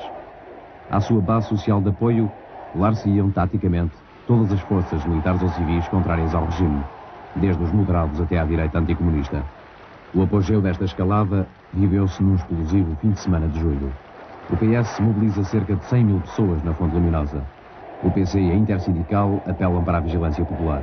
A estes irresponsáveis, fingindo acreditar que havia uma marcha sobre Lisboa que só existiu na cabeça desses paranoicos, constituíram-se também em grave responsabilidade. Este comício passa a ser um ponto de referência para a história. Mário Soares contesta Vasco Gonçalves, a quem não reconhece isenção partidária para poder formar novo governo. Hoje põe-se este problema, sem dúvidas nenhuma. Só há duas alternativas. Ou se está com a revolução, ou se está com a reação. Não há terceiras vias, nem há neutros aqui. Há que reafirmar. O triunfo da revolução exige uma batalha da produção travada a todos os níveis, sem descanso nem hesitações. Nós precisamos é produzir, aumentar Vamos a produção. produzir. Eu penso aqui, união sempre para a gente produzir. Um bocado estrambólica, mas... Então, quer dizer, um indivíduo ganha 20 contos, por exemplo, ou 9, ou 12, ou 15, quer dizer, chora, não é? Porque a verdade não dá. Porque, enfim, tem lá os seus gastos, não é? E como é que um indivíduo que ganha 4,5, ou 5, ou 5, 660, ou mesmo que seja 6, como é que esse indivíduo consegue viver, consegue reviver? Não há dúvida que ganha 6. Sabe isso, nós temos um problema muito importante. Aquele que ganha 4 ainda tem mais problemas do que ganha 6. Nós temos que tentar produzir mais, que é para podermos distribuir pelas pessoas. Sr. Ministro, mas aquele é o problema. Mas é que as barrigas são todas iguais e todos gostam. Quer dizer, eu acho que um indivíduo que ganha 20 contos ou 15, ou seja, aquilo que for, não tem a boca mais fina que aquele que ganha 4 ou 5.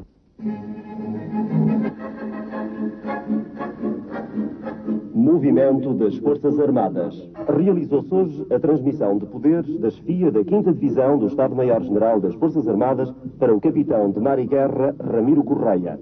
Entendemos o MFA como um movimento militar revolucionário, nascido dentro das Forças Armadas, reformulando-as e transformando-as em Forças Armadas Democráticas, o braço armado da Revolução Portuguesa.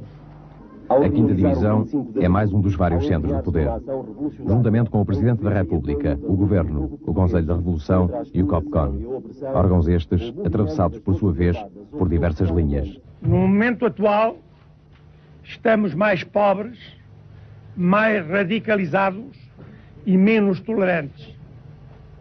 Demos passos que nos afastaram da liberdade e da construção do socialismo que o povo deseja e merece.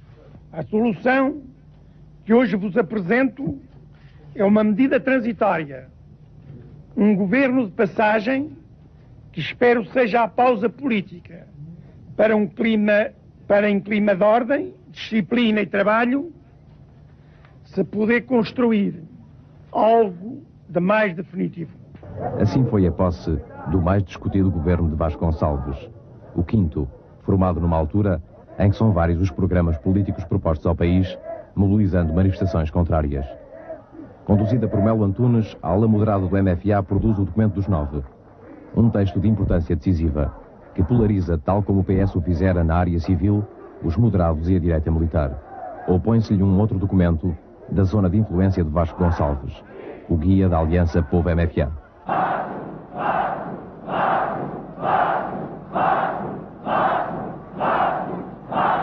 Dizem-nos que este governo tem pouca credibilidade, tem muito pouca base de apoio, tem uma base de apoio muito restrita. Eu devo dizer aqui o seguinte: não há nenhuma revolução que numa determinada fase da sua história não tenha tido uma base de apoio restrita, pois é precisamente nesses momentos que é preciso um governo forte e com autoridade, e é preciso dar essa autoridade a este governo.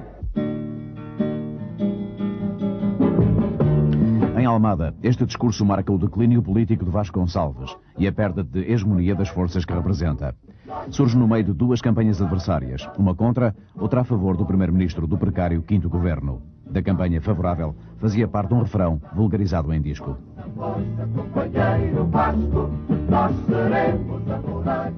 Mas a voz de Vasco Gonçalves é cada vez mais fraca e vai mesmo deixar de ouvir-se, quando, na Assembleia do MFA em Tancos, o general se afasta para não ser afastado. Com o mesmo Presidente da República, caminha já o seu substituto, Pinheiro de Azevedo. Uma profunda remodelação do Conselho da Revolução afasta os conselheiros afetos a Vasco Gonçalves. De tudo isto, resulta um claro reforço do Grupo dos 9 nos centros de decisão político-militares. Contudo, ficava ainda com relativo peso a força do COPCOM, que dias antes mobilizara milhares de pessoas, entre elas soldados, o que não deixou de preocupar os comandos militares.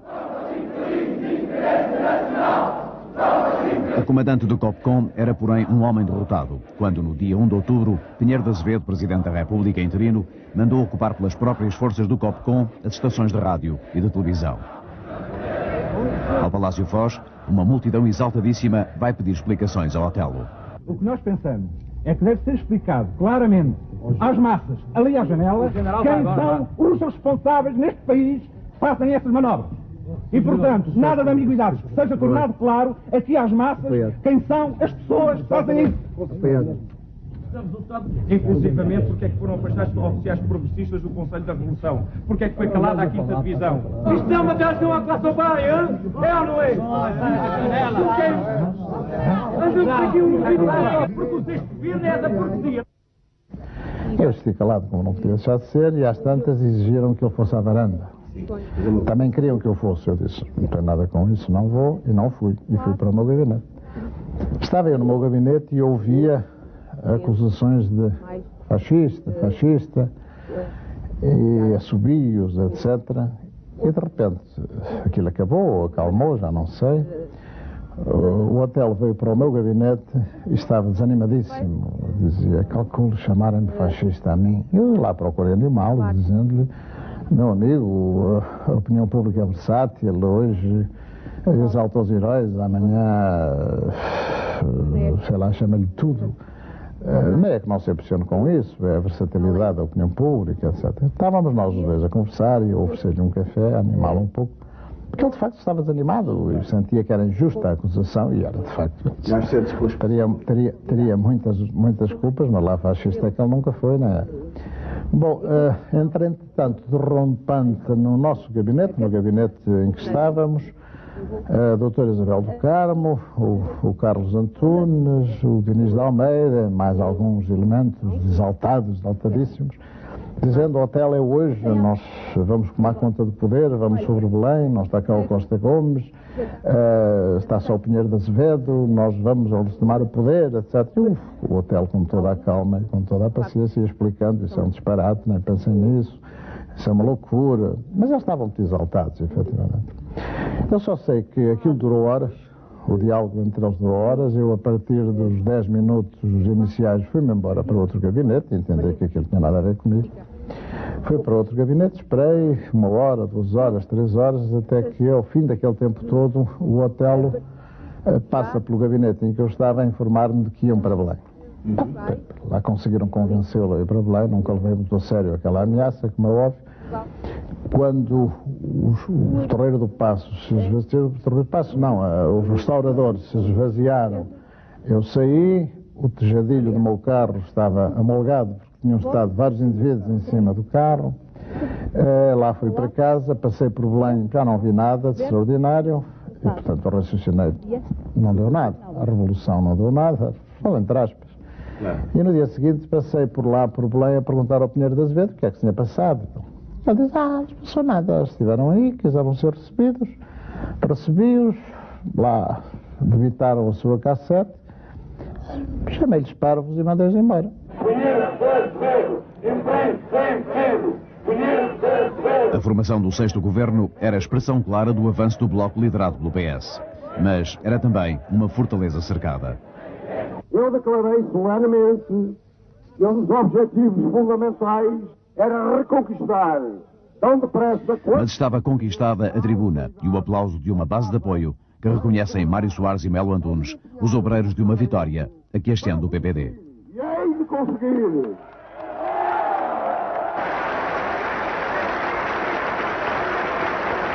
O sexto governo veio para ficar e ficará enquanto o povo português quiser.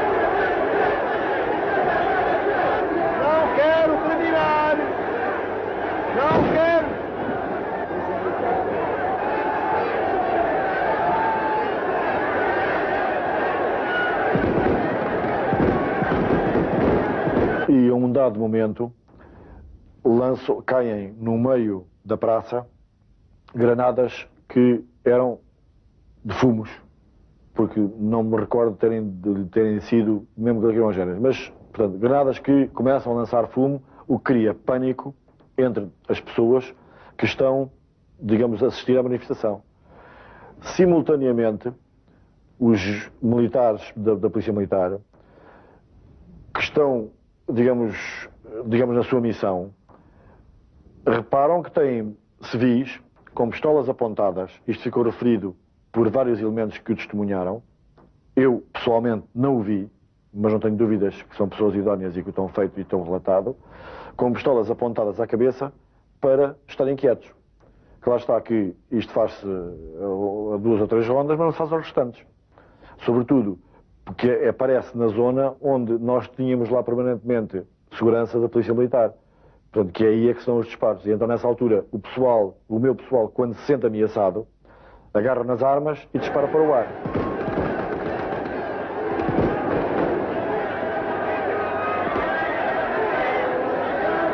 Portugal e a Revolução hão de encontrar o seu caminho, caminho de trabalho, caminho de paz, caminho de sacrifício e renúncias, mas caminho que terá de ser de todos os portugueses rumo ao socialismo, sem deixarmos no percurso as liberdades.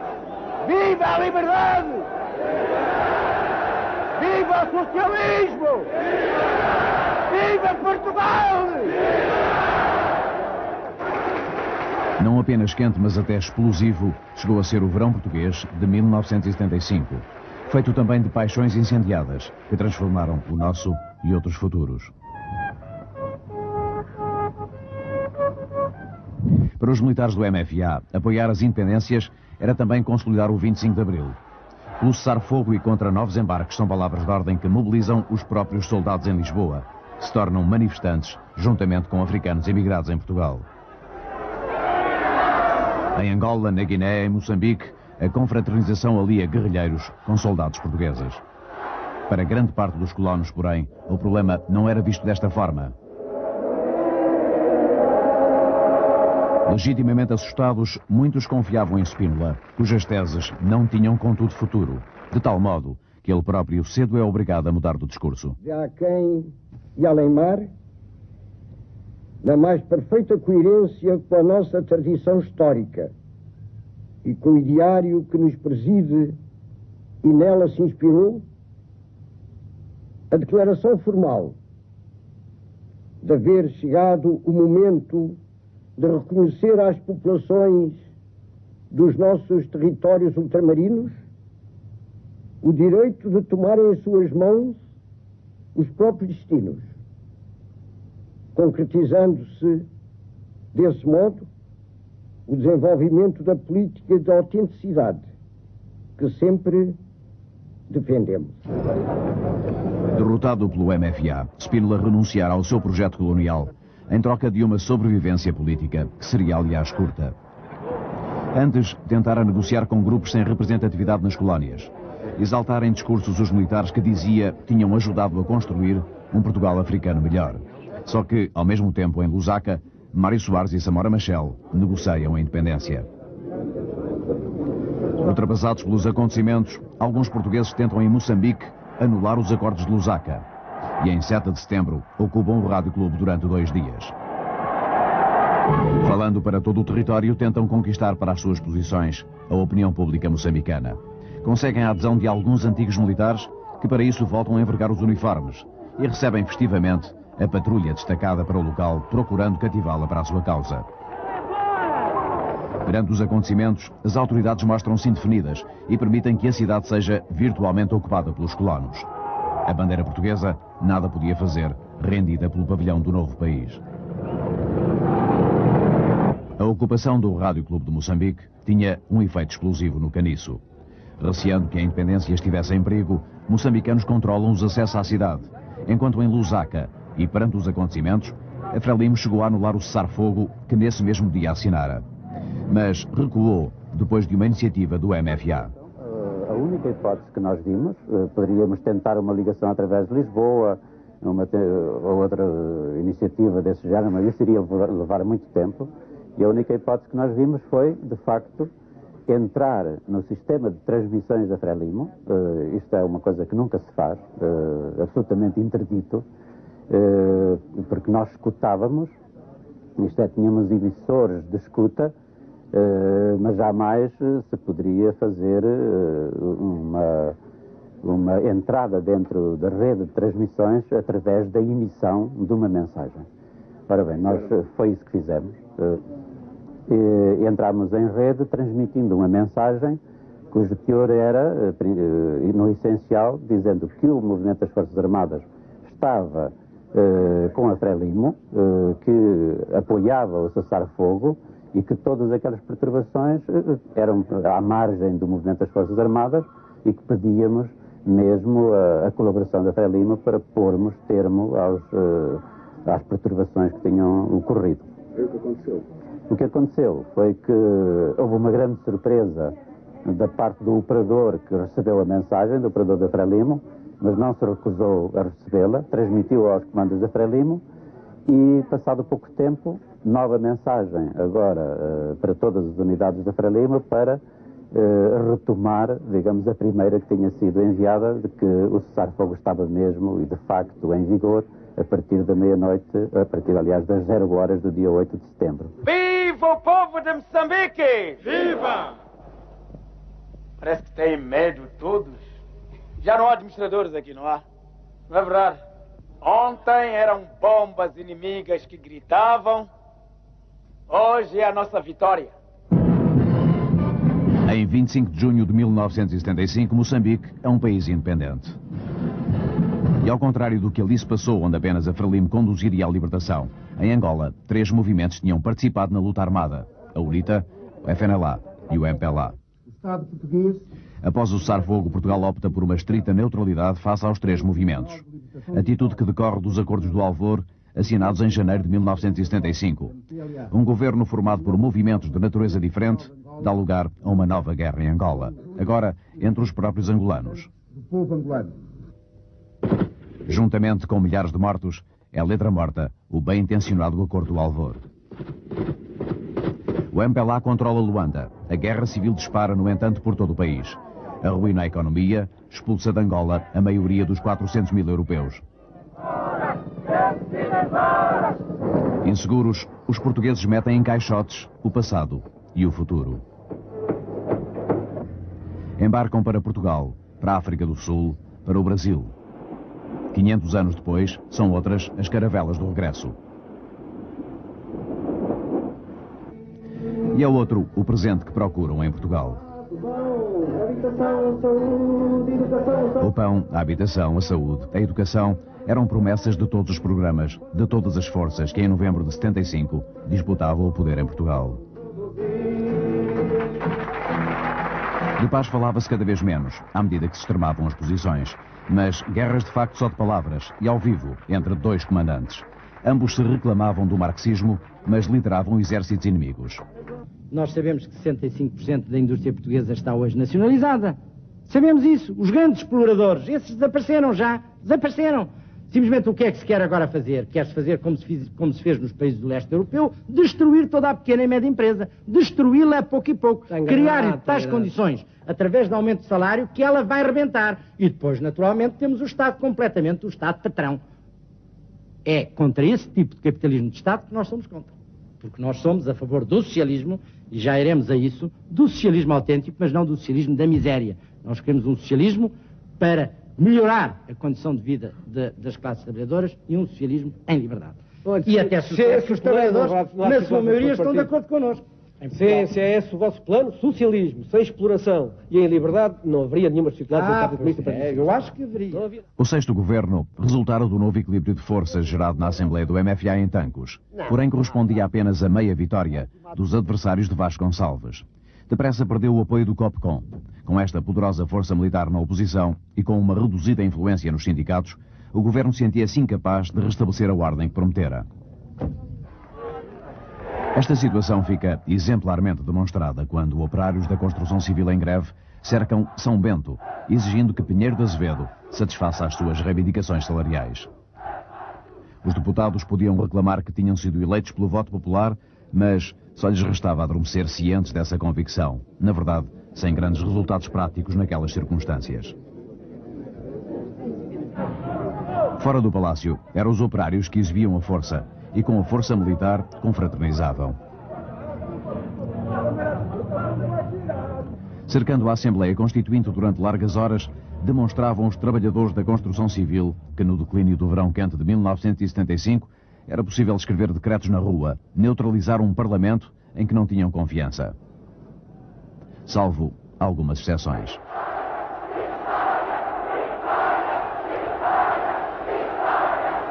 Pinheiro de Azevedo acabara por ceder às reivindicações dos operários, contra os quais o COPCOM se recusara a intervir. Multiplicavam-se organizações militares conforme as tendências ideológicas. Destas, os SUV eram o exemplo mais ruidoso. Soldados Unidos Vencerão nascera no Norte e não passaria do embrião. Mas as suas manifestações públicas chegaram para inquietar ainda mais a hierarquia militar.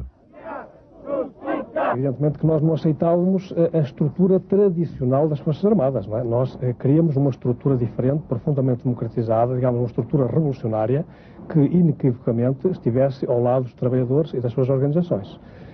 Porque sempre desconfiávamos, nós milicianos, eu na altura era oficial miliciano, sempre desconfiávamos, digamos, da estrutura hierárquica tradicional, digamos, os quadros tradicionais das Forças Armadas, não é? Que, como se sabe, tem uma certa ideia de disciplina, que não era a nossa, não é? A nossa ideia de disciplina é uma ideia de disciplina consentida, não imposta, e disciplina democrática, ao contrário deles, que é uma disciplina imposta e repressiva, não é? Vitória! Vitória! A luta política tinha conquistado as casernas. Por entre golpes e contragolpes sucessivamente anunciados e desmentidos, pairava no ar uma crescente sensação de possível confronto. O bombismo pontua a confusão, explodindo um pouco por todo o país. Alguns suspeitos de pertencerem ao ELP são presos em Lisboa. Num seminário de Braga são igualmente presos dois elementos da mesma organização. No Terreiro do Paço, o governo recebera dias antes o entusiasmo da sua heterogénea base de apoio. Desta vez, são os opositores que se manifestam. Ausente de Lisboa, mas acompanhando emocionado pela televisão, a grandiosa manifestação do autêntico povo que trabalha e agora sim transforma o Terreiro do Paço em Terreiro do Povo, enche-me o coração com a razão.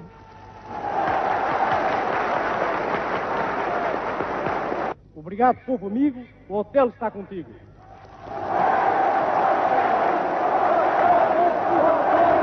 Estivemos convosco aqui do Terreiro de Paço em Lisboa desde as 17 horas para vos oferecermos a transmissão desta jornada popular contra a política de direita do sexto governo provisório.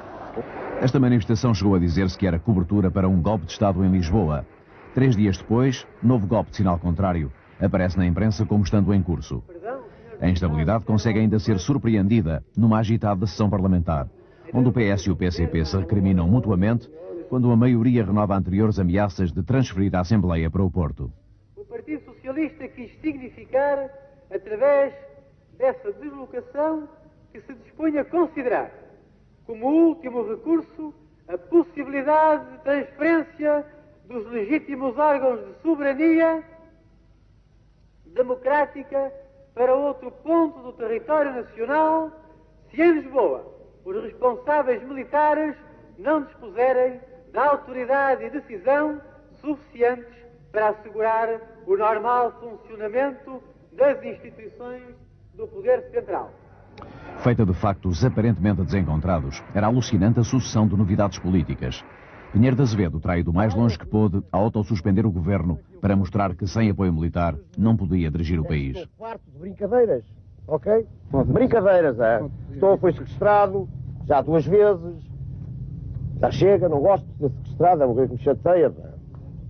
Está convocada uma manifestação de trabalhadores agora para as 15 horas, aqui em frente ao Palácio de Belém. O Presidente da República me falou nisso, dizendo que estava feita ou convocada uma manifestação. Eu julgo que é de apoio ao Sr. Presidente da República contra o 6º Governo, que é o costume deles.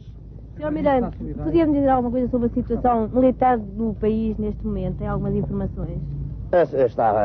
Tanto quanto eu sei, continua na mesma. Primeiro fazem-se plenários e depois é que se cumprem as ordens. É a situação militar. Primeiro plenários, depois é que se cumprem as ordens. O Conselho de Ministros não voltará a reunir, portanto, enquanto não houver uma decisão do Presidente da República? Pois não, pois não. A CMD está solidário inteiramente com o plenário do Conselho de Ministros? Eu estou. Isto passa pela manutenção do Sr. General Hotel de Carvalho no... Não tem nada a ver com o Hotel de Carvalho, não me interessa coisa nenhuma. O Sr. General Hotel de Carvalho, pessoalmente, não me interessa nada. E como comandante do Corpo de Bombeiros? Também não me interessa nada. Mas a resolução da Acho que é uma pessoa que tem o seu lugar na Revolução, a quem eu devo muito, sou amigo dele, mas não me resolve coisa nenhuma. Mas não com o General Hotel de Carvalho, não me resolve coisa nenhuma. Quem poderá resolver isso? O Sr. Presidente da República. Sr. Primeiro-Ministro, esta reunião terá continuidade esta tarde ou foram dados por fins, portanto, os contactos do Primeiro-Ministro com o Presidente da República para resolver esta situação? Se os contactos iniciados esta manhã se prolongarão pela tarde? Com o General Costa Gomes? Pois é natural que sim. E até depois da manhã e mais depois da manhã, que isto não é fácil de resolver, é difícil. Qual é o ponto mais... Vocês já viram agora o Governo suspender a sua atividade? Realmente assim, fora do normal. Sabe de particular que ontem à tarde vos levasse a tomar esta posição? Ontem à tarde? Sim. Depois vos levou à noite a tomar esta decisão? Eu sou muito franco, como sabem, vocês podem fazer as perguntas todas. Ontem à tarde não me recordo assim nada que me irritasse. Seria a manifestação dos padeiros? Seria Não, essa dos padeiros, com certeza. Sim, talvez, olha, e daí talvez. Talvez a frequência das manifestações tivesse no subconsciente dos ministros levantado esse problema. Tem razão, olha, não me lembrava da dos padeiros. E eu agora vou almoçar. Estava consumada a ruptura entre o 6º Governo e Otelo. A prova de força de Pinheiro de Azevedo tinha origem nesse ponto. Os estilhaços atingiam todas as forças que disputavam a supremacia do poder. No centro, Costa Gomes tinha a cabeça a prémio, como chegar a escrever um jornal do Porto. Chamado a decidir, o Presidente da República é pressionado por uma manifestação popular que quer a demissão real do Governo. Várias pessoas têm dito que o Presidente da República que está na vossa frente é indeciso, é titubeante, é pouco brilhante. Aceito perfeitamente os epítetos, exceto o primeiro. Realmente nunca foi um defeito da minha pessoa hesitar nos momentos graves em que me tenho visto desde quase a minha infância. Mas é Otelo que cai. O Conselho da Revolução substituiu por Vasco Lourenço na região militar de Lisboa uma nomeação que significava uma cunha do Governo e do Grupo dos 9 na fortaleza hostil que o COPCOM representava na área de Lisboa.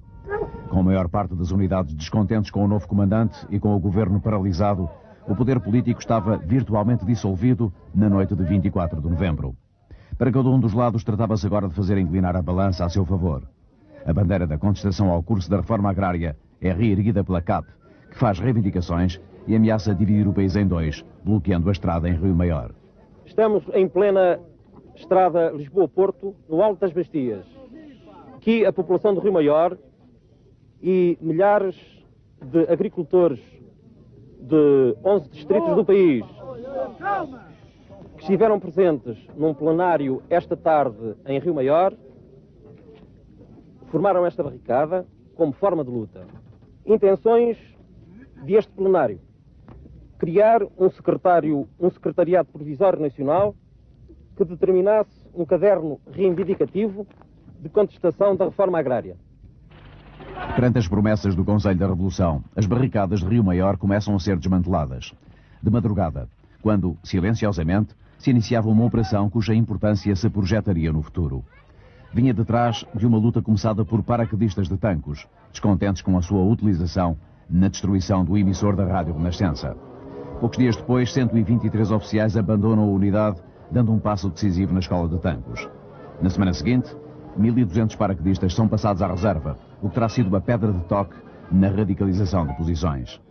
Quando, na noite de 24 de novembro, o Conselho da Revolução dissolve a base de paraquedismo e confirma Vasco Lourenço na região de Lisboa, os paraquedistas passam à ação.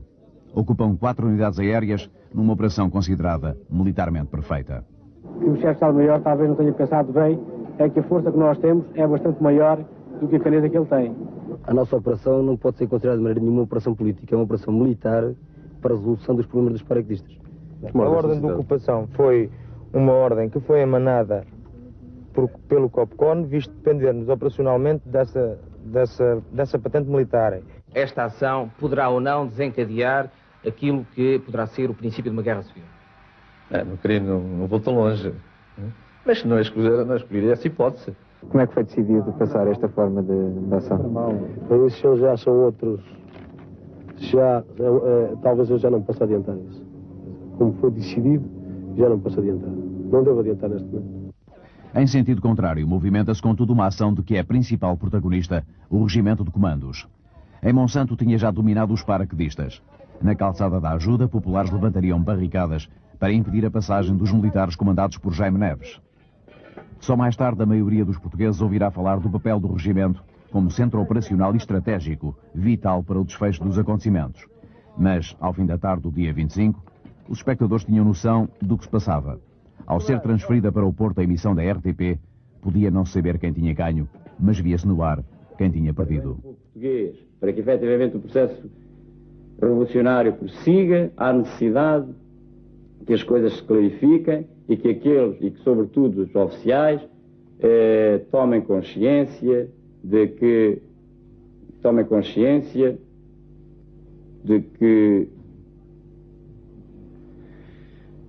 se não são capazes e atingiram tal essa incapacidade, têm que se afastar dele.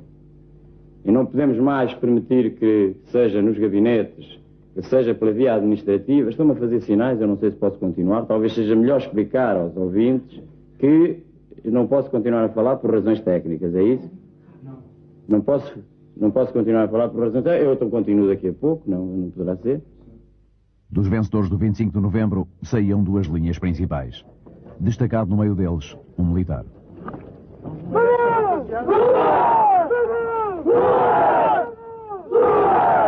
Limitei-me a ser o coordenador de uma equipa, a equipa que conseguiu desenvolver um certo número de ações com sucesso, porque teve a executá-las os homens do Coronel Neves e os homens do SIACA numa primeira fase, o pessoal da EPI e o pessoal da EPC numa segunda fase. Foi relativamente fácil porque estas unidades eram comandadas por oficiais com perfil militar, não empenhados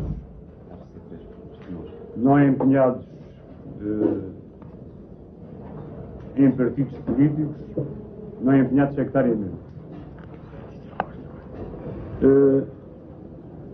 A ação dos comandos foi em todas as alturas uma ação pronta e o sucesso deve-se em grande parte precisamente à sua atuação e à sua determinação. Estas unidades merecem efetivamente o apreço não só do geral, mas de todos os portugueses. A insatisfação em que vivia o nosso povo, do ver atraiçoar os ideais de 25 de Abril, é que realmente levou-nos a nós uma determinação inquebrantável, sermos nós a arrancar. O regimento de planos, nesta altura, ainda não se encontra satisfeito. Acha que há muito mais a fazer. E está realmente firmemente determinado a ir ao fim, e Monjal pode, portanto, contar com ele para realmente ver o povo português satisfeito de uma vez para sempre. Eu penso que estão reunidas, ou podem estar reunidas, a muito curto prazo, as condições para não darmos razão a todos os alarmes que existiam ultimamente na sociedade portuguesa quanto à inviabilidade de uma via democrática para o socialismo.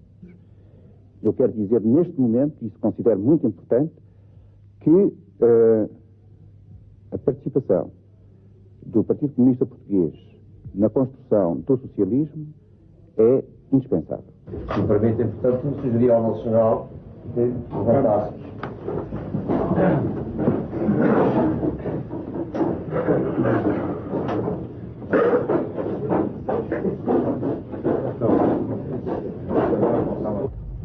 Enes, mais uma vez, muito obrigado pela eficiência com que conduziu todas estas operações que tiveram para mim aquela consoladora satisfação de ver que você realizou as missões com o mínimo de perdas. Obrigado, muito obrigado. Muito obrigado.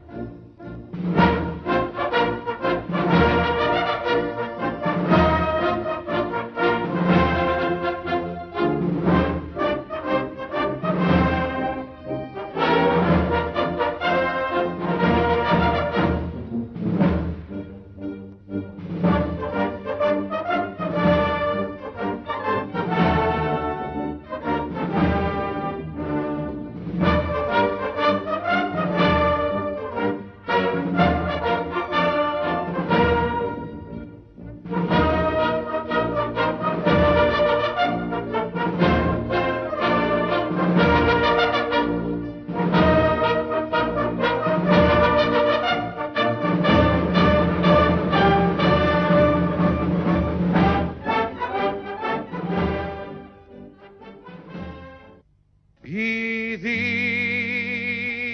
diz o inteligente que acabaram as canções. E depois do amor, e depois de nós, Grândola de la Morena.